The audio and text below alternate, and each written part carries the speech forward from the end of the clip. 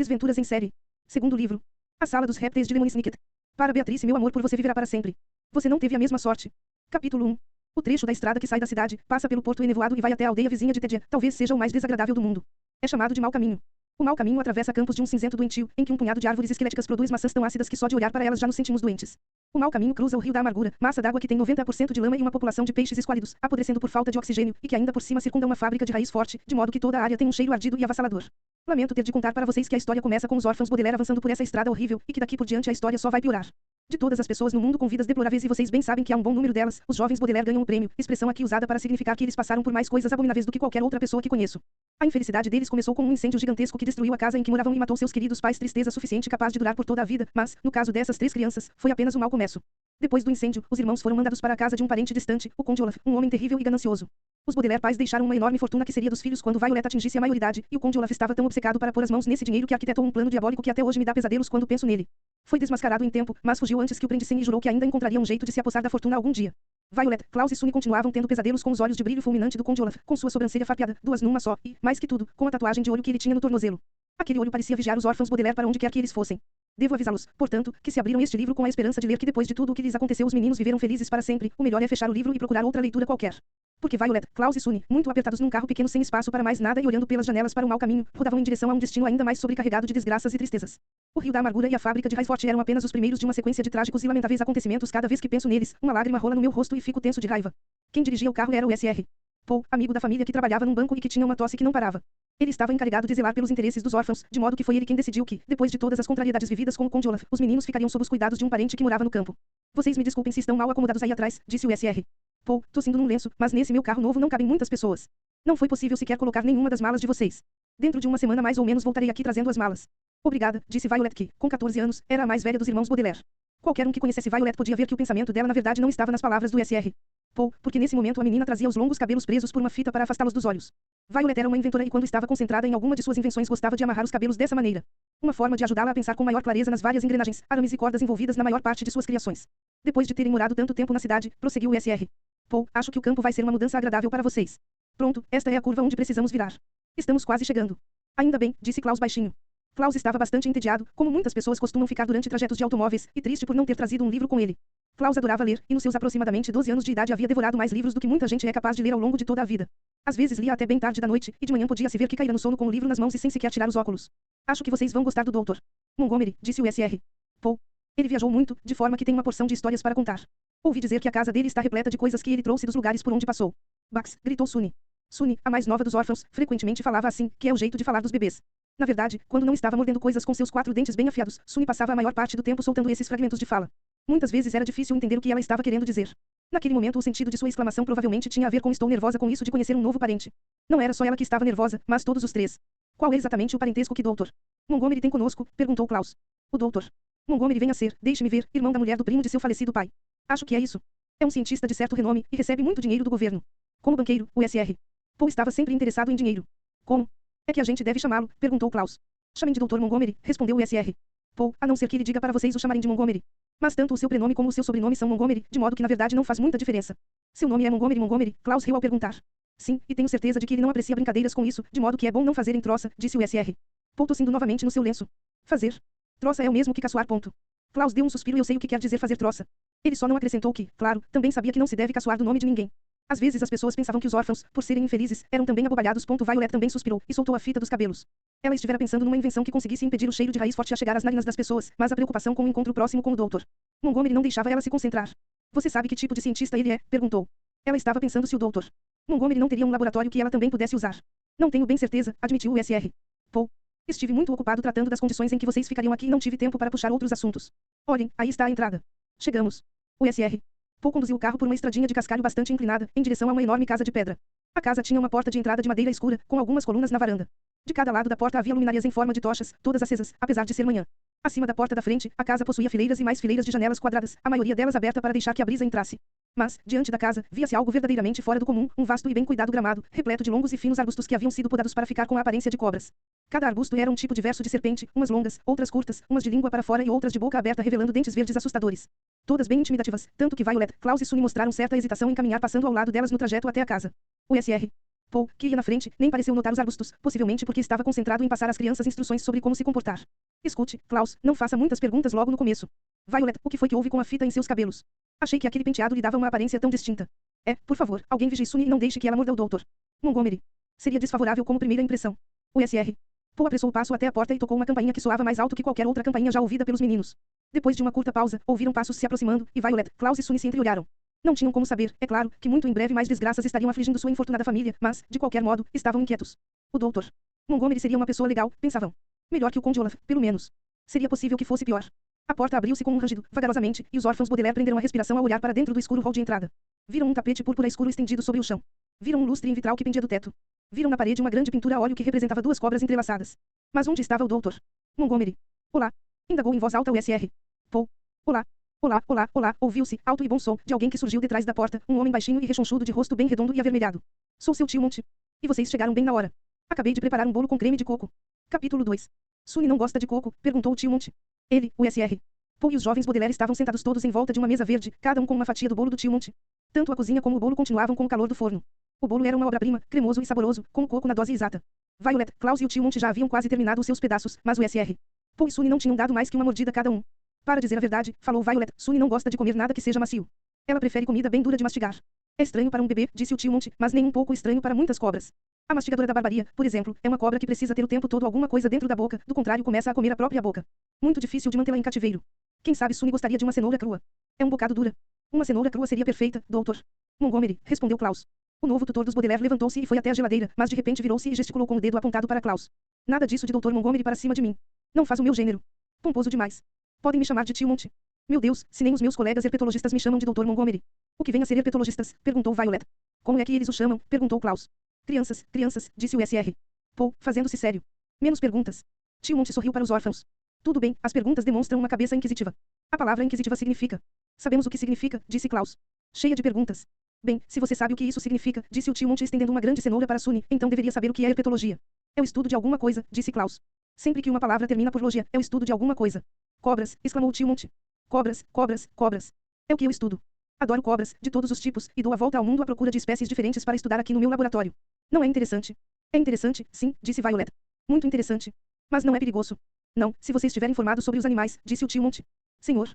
Paul, o senhor gostaria também de uma cenoura crua. O senhor mal tocou no seu bolo. O SR. Paul enrubesceu e tossiu no seu lenço por um bom tempo antes de responder. Não, obrigado, doutor Montgomery. Tio Monte deu uma piscadela para os garotos. Se quiser, o senhor também pode me chamar de tio Monte, SR. Paul. Obrigado, tio Monte, disse o SR. Paul sem muita naturalidade. Agora quem tem uma pergunta a fazer sou eu. O senhor mencionou há pouco que faz a volta ao mundo. Há alguém que virá tomar conta das crianças quando o senhor estiver fora colhendo espécimes. Já temos bastante idade para cuidarmos de nós mesmos, apressou-se em dizer Violet, embora no íntimo ela não tivesse tanta certeza. A linha de pesquisa do tio Monte parecia interessante, mas ela não sabia de fato se estava preparada para ficar sozinha com seus irmãos numa casa cheia de cobras. Nem pensar nisso, disse o tio Monte. Vocês três têm que vir comigo. Daqui a 10 dias partimos para o Peru, e quero vocês metidos na floresta ao meu lado. É mesmo, disse Klaus. Por trás dos óculos, seus olhos brilhavam de empolgação. O senhor nos levaria na viagem ao Peru. Só posso ter prazer em contar com a ajuda de vocês, disse o tio Monte, estendendo o braço para dar uma mordida no pedaço de bolo de Sunny. Gustavo, meu assistente principal, deixou-me uma inesperada carta de demissão ontem mesmo. Há um homem chamado Stefano que eu contratei para assumir o lugar dele, mas que chegará só daqui a mais ou menos uma semana, de forma que estou bem atrasado nos preparativos para a expedição. Preciso de alguém que verifique se as armadilhas para cobras estão funcionando direito, do contrário a gente corre o risco de machucar os espécimes colhidos. Preciso de alguém que leia e se informe sobre o território do Peru para que a gente possa atravessar a floresta sem problemas. E alguém tem que cortar uma enorme extensão de corda em pedaços pequenos para que a gente possa trabalhar. Eu me interesso por mecânica, disse Violet, lambendo o seu garfo, e por isso gostaria de aprender sobre armadilhas para cobras. Eu sou fascinado por guias e mapas, disse Klaus, limpando a boca com um guardanapo. Adoraria ler e me informar sobre o território peruano. Eugip, gritou Sunny, dando uma bela mordida na cenoura. Provavelmente quis dizer alguma coisa do tipo adoraria roer uma enorme extensão de corda até ela ficar em pedacinhos para que a gente possa trabalhar. Ótimo, exclamou o tio Monte. Fico feliz de vocês terem esse entusiasmo todo. Vai me facilitar as coisas na falta de Gustavo. Foi muito estranho ele ter desistido assim, em cima da hora. Uma grande falta de sorte perder um colaborador tão bom. O rosto do tio Monte anuviou-se, expressão que aqui quer dizer assumiu certo ar melancólico quando o tio Monte pensou em sua má sorte, mas se ele soubesse a tremenda má sorte que ainda estava por vir dentro em breve não teria desperdiçado um minuto pensando em Gustavo. Bem que eu gostaria e vocês também, tenho certeza de poder recuar no tempo e avisá-lo, mas não é possível, as coisas são como são. Tio Monte também parecia estar pensando que as coisas são como são quando balançou a cabeça e sorriu, expulsando os pensamentos perturbadores. Bom, vamos começar. O que existe é o presente, sempre digo. Por que não levam o SR? Pô até o carro. Depois eu levo vocês à sala dos répteis. Os três Baudelaire, que haviam mostrado tanta apreensão quando passaram pelos arbustos com a forma de cobras na primeira vez, agora fizeram o mesmo trajeto até o carro do SR. Paul correndo na maior algazarra e sem a menor preocupação. Ouçam, crianças, disse o SR. Paul tossindo no seu lenço, estarei aqui de volta dentro de mais ou menos uma semana para trazer a bagagem de vocês e certificar-me de que está tudo bem. Compreendo que o doutor Montgomery possa intimidar vocês um pouco, mas tenho certeza de que com o tempo vocês se acostumarão com. Ele não nos intimida nem um pouco, interrompeu Klaus. Parece uma pessoa muito fácil de se lidar. Não vejo a hora de conhecer a sala dos répteis, disse Violet, empolgada. Me liga, disse Sunny, provavelmente com o sentido de adeus, Sr. Paul. Obrigada por ter nos trazido de carro. Bem, adeus, disse o Sr. Paul. Lembrem-se que é uma corrida rápida de carro, da cidade até aqui, por favor me procurem, liguem para mim ou falem com qualquer outra pessoa na administração de multas se estiverem precisando de ajuda. Breve nos veremos. Acenou com o lenço, meio sem jeito, entrou no carro minúsculo e desceu a rampa de cascalho até pegar a estrada no mau caminho. Violet, Klaus e Sunny acenaram em resposta, esperando que o Sr. Paul se lembrasse de fechar as janelas do carro para tornar menos insuportável o cheiro penetrante da raiz forte. Bambini! Gritou o tio Monte da porta da frente. Venham, Bambini! Os órfãos Baudelaire voltaram numa correria por entre as fileiras de arbustos até onde o novo tutor os estava esperando. Violet, tio Monte, disse Violet. Meu nome é Violet, meu irmão é Klaus e minha irmã mais nova é Sunny. Nenhum de nós se chama Bambini. Bambini é como se diz crianças em italiano, explicou o tio Monte. Me deu uma súbita vontade de falar um pouco de italiano. Estou tão empolgado de ter vocês aqui comigo. Sorte de vocês eu não estar dizendo qualquer bobagem que me venha à cabeça. O senhor nunca teve filhos? Perguntou Violet. É uma pena, mas não, disse o tio Monte. Sempre pensei em encontrar uma esposa e começar uma família, mas hoje é uma coisa, amanhã é outra, o projeto foi ficando para depois. Que tal eu mostrar para vocês a sala dos répteis? Sim, por favor, disse Klaus. Tio Monte passou com eles pelo quadro com o tema das cobras, no hall de entrada, e levou-os para um grande espaço que tinha uma escada imponente e pé direito altíssimo. Os quartos ficam lá em cima, disse o tio Monte com um gesto que apontava para o alto da escada. Cada um pode escolher o quarto que preferir e arredar os móveis conforme o gosto de vocês. Estou sabendo que o Sr. Paul ficou de trazer a bagagem de vocês mais tarde naquele carrinho minúsculo dele, por isso façam por favor uma lista do que vão precisar, e amanhã a gente vai à cidade e compra tudo, para que vocês não passem os próximos dias sem trocar a roupa de baixo.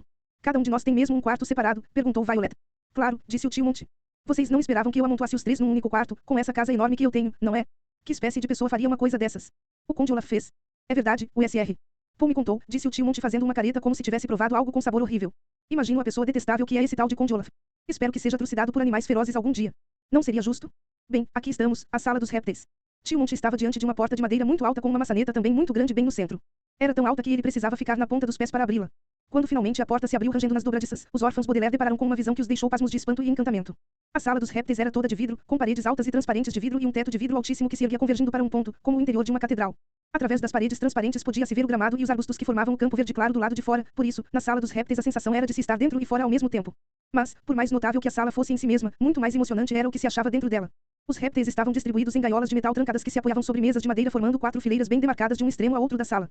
Havia todo tipo de cobras, naturalmente, mas também lagartos, sapos asterisco e outros animais do gênero que as crianças nunca haviam visto antes, nem sequer em fotos ou no zoológico. Havia um sapo muito gordo com 2 asas que saíam das costas, e um lagarto de 2 cabeças com listras amarelas brilhantes na barriga. Havia uma cobra que tinha 3 bocas, uma em cima da outra, e uma cobra que parecia não ter boca nenhuma. No poleiro dentro da gaiola, um lagarto que se parecia com uma coruja, com olhos esgazeados voltados para as crianças, e um sapo que era igualzinho a uma igreja, sem faltar os olhos de vitral. E havia uma gaiola coberta com uma toalha branca, que não deixava ninguém ver nada do que se achava em seu interior. As crianças percorreram de cabo a rabo as passagens entre as gaiolas, olhando uma por uma num silêncio de espanto. Alguns dos bichos pareciam amigáveis, outros assustadores, mas todos, sem exceção, fascinantes, e os Baudelaire demoravam-se examinando cada um deles com a máxima atenção. Klaus levantava Sunny em seus braços para que ela também pudesse apreciar os animais. Asterisco, onde estaria a cabeça do autor quando incluiu na coleção de répteis do Dr. Montgomery animais que notoriamente são anfíbios. Répteis são cobras e lagartos. N. T. Os órfãos mostraram-se tão interessados nas gaiolas que só vieram a perceber o que havia no extremo mais distante da sala depois de ter percorrido cada mesa em toda a sua extensão, e, ao chegar ao extremo mais distante, novamente se quedaram pasmos de espanto e encantamento. Pois ali, onde terminavam as fileiras e mais fileiras de gaiolas, havia fileiras e mais fileiras distantes de livros, cada qual fornida de volumes dos mais diferentes tamanhos e formas, em arrumação conjugada, num dos cantos, com mesas, cadeiras e abajures para leitura. Com certeza vocês se lembram de que os Baudelaire pais tinham uma enorme coleção de livros, dos quais os órfãos recordavam com carinho e cuja falta sentiam horrivelmente, tanto que, desde o pavoroso incêndio, conhecer alguém que apreciasse os livros tanto quanto eles era sempre uma alegria para os meninos. Violet, Klaus e Sunny examinaram os volumes com o mesmo cuidado que dispensaram as gaiolas de répteis, e logo se deram conta de que a maioria dos livros tratava de cobras e de outros répteis. Parecia que todos os livros já escritos sobre répteis, desde uma introdução aos grandes lagartos até como criar e alimentar a cobra andrógena, estavam presentes nas estantes, e as 3 crianças, Klaus sobretudo, estavam ansiosos para ler sobre os espécimes representados na sala dos répteis. Este é um lugar extraordinário, disse finalmente Violet, quebrando o longo silêncio. Obrigado, disse o tio Monte. Levei uma vida inteira para organizá-lo. E o senhor vai realmente nos dar licença de entrar aqui? Perguntou Klaus. Dar licença? Repetiu o tio Monte. Claro que não. Vou implorar a vocês que entrem, meu garoto. A partir de amanhã bem cedo, todos temos que vir aqui diariamente trabalhar nos preparativos para a expedição ao Peru. Vou esvaziar uma dessas mesas para você, Violet, a fim de que trabalhe nas armadilhas. Klaus, espero que leia todos os livros que eu tenho sobre o Peru, fazendo anotações cuidadosas. E Sunny pode sentar-se no chão e roer corda. Trabalharemos o dia inteiro até a hora do jantar, e depois do jantar iremos ao cinema. Alguma objeção? Violet, Klaus e Sunny entreolharam-se sorridentes. Alguma objeção? Os órfãos Baudelaire tinham vivido a experiência de morar com o Conde Olaf, que os mandava cortar lenha, tirar a mesa e lavar a louça para convidados bêbados, enquanto planejava meter a mão na fortuna dos irmãos. Tio Monte acabara de descrever uma forma deliciosa de passar o tempo, e as crianças voltaram para ele seus rostinhos radiantes. Claro que não haveria nenhuma objeção. Violet, Klaus e Sunny, com os olhos fixos na sala dos répteis, constataram que viver com o tio Monte significava o fim de suas amarguras e dificuldades. Estavam enganados, é claro, ao pensar que os tempos difíceis haviam terminado, mas, naquele momento pelo menos, os três irmãos viviam um momento de animação, esperança e felicidade. Não, não, não, gritou Sunny, aparentemente respondendo à pergunta do tio Monte. Que bom, que bom, que bom, disse o tio Monte sorrindo. Agora vamos ver os quartos e decidir quem fica com qual. Tio Monte, Klaus disse timidamente. Eu tenho uma pergunta. E qual é? Disse o tio Monte. O que é que tem dentro daquela gaiola coberta com a toalha? Tio Monte olhou para a gaiola, depois para os meninos. Seu rosto iluminou-se com um sorriso de pura alegria. Ali, meus queridos, está uma cobra que eu trouxe de minha última viagem. Só foi vista até hoje por Gustavo e por mim. Mês que vem vou apresentá-la à sociedade herpetológica como uma nova descoberta, mas, antes disso, dou aqui minha permissão a vocês para uma espiada secreta. Juntem-se para ver. Os órfãos Baudelaire seguiram o tio Monte até a gaiola coberta, diante da qual, com um gesto rápido de pura ostentação, só para se mostrar, como num número de mágica, ele puxou o pano e destapou a gaiola. Dentro estava uma grande cobra negra, de um negrume de mina de carvão e grossa como um cano de esgoto, olhando firme para os garotos com radiosos olhos verdes. Removido o pano que tapava a gaiola, a cobra começou a se desenrolar e deslizar pela sua habitação. Como fui eu que a descobri, disse o tio Monte, cabe a mim dar um nome a ela. E como é que ela se chama? Víbora incrivelmente mortífera, respondeu o tio Monte, e nesse exato momento aconteceu algo que, tenho absoluta certeza, interessará muito a vocês. Com um movimento do rabo, a cobra soltou a trava que mantinha a porta de sua gaiola fechada, deslizou para cima da mesa e, antes que o tio Monte ou qualquer dos órfãos Baudelaire pudesse dizer alguma coisa, ela abriu a boca e mordiu o queixo de Sunny. Capítulo 3. Peço muitas, mas muitas, muitas desculpas, por ter deixado vocês em suspenso desse jeito, mas é que eu estava escrevendo a história dos órfãos Baudelaire quando olhei para o relógio e vi que estava atrasado para um jantar de cerimônia de uma amiga minha, Madame de Ilustro. Madame de Ilustro é ótima amiga, excelente detetive, e cozinha que é uma maravilha, mas fica uma fúria se a pessoa chega 5 minutos depois da hora estabelecida no convite. Vocês me entendem, não? Não tive outro jeito senão interromper tudo. Vocês devem ter pensado, no final do capítulo anterior, que Sunny morreu e que essa foi a coisa terrível que aconteceu aos Baudelaire na casa do tio Monte, mas prometo a vocês que Sunny sobrevive a esse episódio. Quem vai morrer, infelizmente, é o tio Monte, mas não agora. Quando as presas da víbora incrivelmente mortífera cerraram-se sobre o queixo de Sunny, Violet e Klaus testemunharam com horror os olhinhos de Sunny se fecharem e o rosto ficar inerte. Até que, num movimento tão súbito quanto o da cobra, Sunny sorriu luminosamente, abriu a boca e mordiu a víbora incrivelmente mortífera bem no seu minúsculo focinho escamado. A cobra soltou o queixo da menina, e Violet e Klaus puderam ver que a marca deixada na pele de Sunny era quase insignificante. Os dois Baudelaire mais velhos olharam para o tio Monte retribuiu-lhes o olhar e caiu na gargalhada. A sonora gargalhada do tio ricocheteou nas paredes de vidro da sala dos répteis. Tio Monte, que podemos fazer? Disse Klaus, tomado de desespero. Desculpem-me, meus queridos, disse o tio Monte enxugando os olhos com as mãos. Vocês devem estar muito assustados. Mas a víbora incrivelmente mortífera é uma das criaturas menos perigosas e mais amigáveis do reino animal. Sunny não tem por que se preocupar, nem vocês. Klaus olhou para sua irmãzinha, que ele ainda sustinha em seus braços, e ela, brincalhona, deu um forte abraço no corpo grosso da víbora incrivelmente mortífera. Klaus então compreendeu que o tio Monte estava dizendo a verdade. Mas, nesse caso, por que chamá-la de víbora incrivelmente mortífera? Tio Monte voltou a rir. É um nome inapropriado, disse ele, usando uma palavra que aqui tem o sentido de enganoso. Como eu havia descoberto, tinha que lhe dar um nome, lembram-se? Não contenha ninguém sobre a víbora incrivelmente mortífera, porque vou apresentá-la à sociedade herpetológica e pregar um bom susto ao pessoal antes de explicar que a cobra é inteiramente inofensiva. Só Deus sabe o quanto e quantas vezes eles caçoaram de mim por causa do meu nome. Alô, alô, Montgomery, diziam. Como vai, Montgomery. Mas na conferência deste ano vou dar o troco a eles com esse trote. Tio Monte impertigou-se todo e começou a falar com uma voz meio ingênua, do tipo que os cientistas usam para se expressar. Colegas, direi na ocasião, gostaria de apresentar-lhes uma nova espécie, a víbora incrivelmente mortífera, que descobri na floresta do sudeste de, meu Deus. Ela escapou. E então, quando meus colegas herpetologistas tiverem subido em mesas e cadeiras, gritando apavorados, contarei para eles que a cobra seria incapaz de fazer mal a uma mosca. Não vai ser de matar de rir. Violet e Klaus entreolharam-se, e começaram as gargalhadas, em parte aliviados por nada ter acontecido à sua irmã, em parte divertidos por terem achado que o trote do tio Monte tinha, de fato, muita graça. Klaus pôs Sunny no chão, e a víbora incrivelmente mortífera não se fez esperar, indo logo para junto da menina, em quem enroscou seu rabo afetuosamente, da mesma forma como passamos o braço em volta de alguém por quem sentimos carinho. Por acaso, há nesta sala cobras que sejam perigosas? Perguntou Violet. Claro, disse o tio Monte. Você não tem como estudar cobras durante 40 anos sem encontrar algumas que sejam perigosas. Tem um armário só para guardar amostras de veneno colhidas de todas as cobras venenosas conhecidas, a fim de estudar como esse veneno age sobre as pessoas. Há uma cobra aqui nesta sala cujo veneno é tão mortal que faz o coração da vítima parar antes mesmo de ela perceber que foi mordida. Há uma cobra que pode abrir uma boca tão grande que daria para nos engolir todos juntos numa mesma bocada. E algumas dessas cobras são tão irresponsáveis dirigindo um carro que podem atropelar uma pessoa na rua sem nem ao menos parar para pedir desculpas.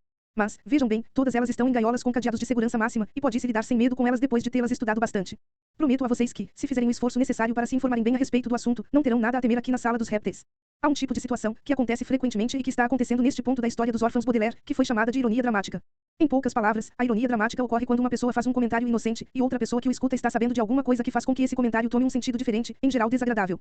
Por exemplo, se estivéssemos num restaurante e disséssemos em voz alta não vejo a hora de comer essa vitela ao molho de mostarda, e houvesse por perto pessoas sabendo que a vitela ao molho de mostarda estava envenenada e que vocês morreriam ao dar a primeira dentada, a situação seria bem o que se poderia chamar de ironia dramática. A ironia dramática é uma ocorrência cruel, por isso também se pode falar dela como ironia cruel, quase sempre inquietante, e lamento muito tê-la feito surgir nesta história, mas, tendo Violet, Klaus e Sunny as vidas desgraçadas que têm, mais cedo ou mais tarde essa ironia acabaria fazendo sua repelente aparição. Ao ouvirmos, vocês leitores e eu, o tio Monte dizer aos 3 órfãos Baudelaire que eles nunca terão nada a temer na sala dos répteis, a sensação que isso nos causa é a mesma que acompanha a chegada da ironia dramática. É uma sensação próxima do frio no estômago que se sente num elevador que dá uma descida brusca, ou quando se está bem aconchegado debaixo dos lençóis e a porta do armário de repente se abre com um rangido e revela a pessoa que estava escondida lá dentro. Pois, por mais seguras e felizes que as crianças estejam se sentindo, por mais confortadoras que tenham sido as palavras do tio Monte, vocês leitores e eu sabemos que o tio não demorará a morrer e os Baudelaire vão ficar na pior outra vez. Na semana que se seguiu, entretanto, os meninos viveram muito felizes no novo lar. Todas as manhãs acordavam e se vestiam na privacidade dos seus quartos individuais, que cada qual havia escolhido e decorado a seu gosto. Violet escolhera um quarto com uma enorme janela que dava para os arbustos com a forma de cobras no gramado da frente. Ela achou que essa vista poderia inspirá-la quando estivesse inventando coisas. Tio Monte lhe permitiu pregar com taxinhas grandes folhas de papel em cada uma das paredes, para que pudesse anotar esquemas de suas ideias, mesmo se elas ocorressem no meio da noite. Klaus tinha escolhido um quarto que tinha um cantinho especial formado por um vão de parede, onde ele conseguia isolar-se por completo para ler. Com a permissão do tio Monte, ele havia carregado uma ampla poltrona estofada da sala de estar, instalando-a no seu cantinho, à luz de uma grande luminária de pé. Em vez de ler na cama, Klaus preferia se aninhar na poltrona todas as noites com um livro da biblioteca do tio, às vezes prolongando a leitura até de manhã. Sunny havia escolhido um quarto que ficava exatamente entre o de Violet e o de Klaus, para onde levar objetos pequenos e duros recolhidos por toda parte na casa, a fim de poder mordê-los sempre que tivesse vontade. Em seu quarto havia também uma variedade de brinquedos do agrado da víbora incrivelmente mortífera, de modo que as duas pudessem brincar juntas à vontade sem ultrapassar os limites do razoável, é claro. Mas onde os Baudelaire mais gostavam de ficar era na sala dos répteis. Todas as manhãs, depois do café, juntavam-se ao tio Monte, que já se encontrava lá trabalhando nos preparativos para a expedição. Violet sentava-se a uma mesa com as cordas, engrenagens e gaiolas usadas na confecção das diferentes armadilhas para cobras, aprendendo como funcionavam, consertando as peças quebradas e ocasionalmente introduzindo melhoramentos que tornassem as armadilhas mais confortáveis para as cobras na longa viagem do Peru à casa do tio Monte. Klaus ficava sentado ali perto, lendo os livros sobre o Peru que havia na biblioteca do tio, tomando notas num bloco de papel a que pudessem recorrer mais tarde. E Sunny sentava-se no chão, roendo com entusiasmo uma longa corda de modo a reduzi-la a fragmentos que pudessem ser usados depois. Os Baudelaire estavam simplesmente encantados de aprender com o tio Monte tudo sobre os répteis. Enquanto trabalhavam, ele lhes mostrava o lagarto-vaca do Alasca, criatura verde e alongada que produzia um leite delicioso. Eles conheceram o sapo dissonante, que sabia imitar a fala humana com uma voz rouca e áspera, como de cascalhos em atrito. Tio Monte ensinou-os a segurar o tritão tintureiro sem sujar os dedos com sua tinta preta, e mostrou como saber quando a irascível Piton estava de mau humor e era preferível deixá-la em paz. Ensinou-os a não dar água demais ao sapo barriga verde, e preveniu-os de que nunca, em hipótese alguma, deveriam deixar que a cobra-lobo da Virgínia chegasse perto de uma máquina de escrever. Ao falar-lhes dos diferentes répteis, tio Monte muitas vezes emendava no assunto expressão que aqui significa deixava a conversa enveredar por histórias de suas viagens, descrevendo os homens, cobras, mulheres, sapos, crianças e lagartos que havia conhecido em suas andanças pelo mundo. Não demorou muito e os órfãos Baudelaire estavam contando ao tio Monte tudo sobre suas próprias vidas, chegaram até a falar de seus pais e de como sentiam saudades deles. Tio Monte mostrava-se tão interessado pelas histórias dos meninos como eles pelas suas, e houve ocasiões em que a conversa se prolongou tanto que eles mal tiveram tempo de engolir o jantar e enfiar-se no apertado jipe do tio Monte para ir ao cinema. Certa manhã, quando as três crianças terminaram de tomar o café e foram para a sala dos répteis, não encontraram tio Monte, mas apenas um bilhete deixado por ele. Queridos Bambini, fui à cidade comprar as últimas coisas que faltam para a expedição, repelente para vespas peruanas, escovas de dente, pêssegos em calda e uma canoa à prova de fogo. Vai demorar um pouco até eu encontrar os pêssegos, então não esperem que eu esteja de volta para o jantar. Estefano, o substituto de Gustavo, chegará hoje de táxi. Deem-lhe boa acolhida. Como sabem, faltam apenas 2 dias para a expedição, por isso lhes peço que trabalhem bastante hoje. Seu tio exultante, Monte, que significa exultante? Perguntou Violet quando acabaram de ler o bilhete. Fora de si e empolgado, disse Klaus, que aprenderá a palavra numa antologia de poesia para a primeira série.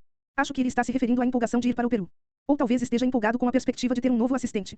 Ou talvez esteja empolgado conosco, disse Violet. Tudo, gritou Sunny, provavelmente querendo dizer ou talvez esteja empolgado com todas essas coisas. Eu próprio me sinto meio empolgado, disse Klaus. É mesmo bastante divertido morar com o tio Monte. Não tenho a menor dúvida, concordou Violet. Depois do incêndio, achei que nunca mais voltaria a ser feliz. Mas esse tempo que passamos aqui tem sido magnífico. Mesmo assim, sinto falta de nossos pais, disse Klaus. Por mais legal que o tio Monte seja, como eu gostaria de ainda estar morando em nossa casa de verdade. É claro, disse Violet na mesma hora. Fez uma pausa e, lentamente, como se estivesse pensando em voz alta, expressou uma ideia que vinha remoendo nos últimos dias. Acho que sempre sentiremos falta de nossos pais. Mas acho também que podemos sentir saudades deles sem que seja preciso estar sofrendo o tempo todo. Afinal de contas, eles não iam querer nos ver sofrendo. Lembram-se daquela vez, disse Klaus, tristonho, quando estávamos entediados numa tarde chuvosa e todos pintamos as unhas do pé de vermelho vivo. Lembro, disse Violet abrindo um sorriso, e eu derramei o esmalte na poltrona amarela. Blá blá, disse Sunny, tranquila, o que provavelmente significava algo como e a mancha nunca mais saiu. Os órfãos Baudelaire sorriram entre si e, sem mais uma palavra, começaram o trabalho do dia. Pelo resto da manhã trabalharam com calma e sem interrupção, conscientes de que o prazer de estar morando na casa do tio Monte não apagará a morte de seus pais, de maneira alguma, mas pelo menos havia servido para fazer com que se sentissem melhor depois de ficarem tão tristes por tanto tempo. É uma lástima, sem dúvida, que este momento de sossego e felicidade tenha sido o último que as crianças desfrutariam por um bom período dali para a frente, mas não há nada que se possa fazer agora para mudar a situação. Bem quando os Baudelaire começavam a pensar no almoço, ouviram um carro estacionar diante da casa e tocar a buzina. Para as crianças, era um sinal de que Stefano havia chegado. Para nós, uma indicação de que mais sofrimento estava para começar. Espero que seja o novo assistente, disse Klaus, erguendo os olhos de o grande catálogo peruano das pequenas cobras no Peru. E espero que seja tão legal quanto Monte. Eu também, disse Violet, abrindo e fechando uma armadilha para sapos a fim de verificar se funcionava direito. Seria desagradável viajar para o Peru com alguém que fosse chato ou mesquinho. Pajá, gritou Sunny, o que provavelmente significava algo do tipo bem, vamos lá ver que tal é o Stefano. Os Baudelaire deixaram a sala dos répteis e saíram pela porta da frente da casa, deparando com um táxi estacionado perto dos arbustos com forma de cobras. Um homem muito alto e magro, com uma barba comprida e sem sobrancelhas acima dos olhos saía da porta traseira do carro, carregando uma maleta preta fechada com um cadeado de prata que brilhava. Não vou lhe dar gorjeta, o barbudo dizia ao motorista do táxi, porque você fala demais. Não é todo mundo que está a fim de ouvir histórias de seu novo bebê, entende? Ei, olá, vocês aí. Sou Stefano, o novo assistente do Dr. Montgomery. Como estão? Como vai o senhor? Disse Violet. Ao se aproximar do recém-chegado, ela sentiu que havia algo de vagamente familiar no chiado que acompanhava a voz dele. Como vai? Disse Klaus, e ao encarar Stefano notou que havia algo de muito familiar no brilho intenso dos olhos dele. Uda, gritou Sunny. Stefano não estava usando meias, e Sunny, engatinhando no chão de terra, pôde ver a pele do tornozelo no entre a bainha da calça e o sapato. Naquele tornozelo havia algo que lhes era mais familiar do que tudo. Os órfãos Baudelaire tiveram o mesmo pensamento ao mesmo tempo, e recuaram um passo como costumamos fazer diante de um cachorro que se põe a latir. Esse homem não era Stefano, por mais que quisesse se fazer passar por Stefano. Os três olharam para o novo assistente do tio Monte, encarando-o da cabeça aos pés, e viram que não era outro senão o Conde Olaf. Podia ter raspado sua longa sobrancelha duas em uma, podia ter deixado crescer uma barba no seu queixo ossudo, mas a tatuagem de um olho em seu tornozelo era mais reveladora que qualquer sinal de nascença. Capítulo 4. Uma das coisas mais difíceis da vida é pensar nos arrependimentos. Algo nos acontece, então fazemos o que não deveríamos ter feito e, anos depois, desejaremos que tivéssemos agido de outra forma. Por exemplo, às vezes quando estou caminhando pela praia, ou visitando o túmulo de um amigo, de repente começo a me lembrar de um dia, muito tempo atrás, quando deixei de levar uma lanterna para um lugar onde era indispensável ter uma e os resultados foram desastrosos. Por que não levei uma lanterna? Penso comigo mesmo, apesar de já ser tarde demais para fazer qualquer coisa a respeito. Eu deveria ter levado uma lanterna. Anos depois de ter acontecido aquele episódio na vida dos órfãos Baudelaire, Klaus ainda pensava no momento em que ele e suas irmãs perceberam que Stefano era na verdade o Conde Olaf, e morria de arrependimento por não ter chamado o motorista do táxi quando ele começava a manobrar para descer a rampa e voltar à estrada. Pare. Klaus pensava consigo mesmo, embora fosse tarde demais para fazer qualquer coisa a respeito. Pare. Leve esse homem daqui. Claro, é perfeitamente compreensível que Klaus e suas irmãs, tomados por uma surpresa tão grande, não conseguissem agir com a rapidez necessária, mas, anos depois, deitado na cama, Klaus amargava o pensamento de que talvez, não era certo mas talvez, se houvesse agido a tempo, poderia ter salvado a vida do tio Monte. Mas não agiu. Enquanto os órfãos Baudelaire olhavam para o Conde Olaf, o táxi fez a manobra de volta e as crianças ficaram a sós com sua nêmesis, palavra que aqui significa o pior inimigo que se possa imaginar. Olaf sorriu para eles da mesma maneira que a cobra perversa mongol do tio Monte sorria quando colocava um rato branco na gaiola diariamente para ela almoçar. Um de vocês poderia fazer a gentileza de carregar minha mala até o meu quarto, sugeriu Olaf com sua voz arranhada. A viagem ao longo daquela estrada fedorenta foi tediosa e desagradável, por isso estou muito cansado.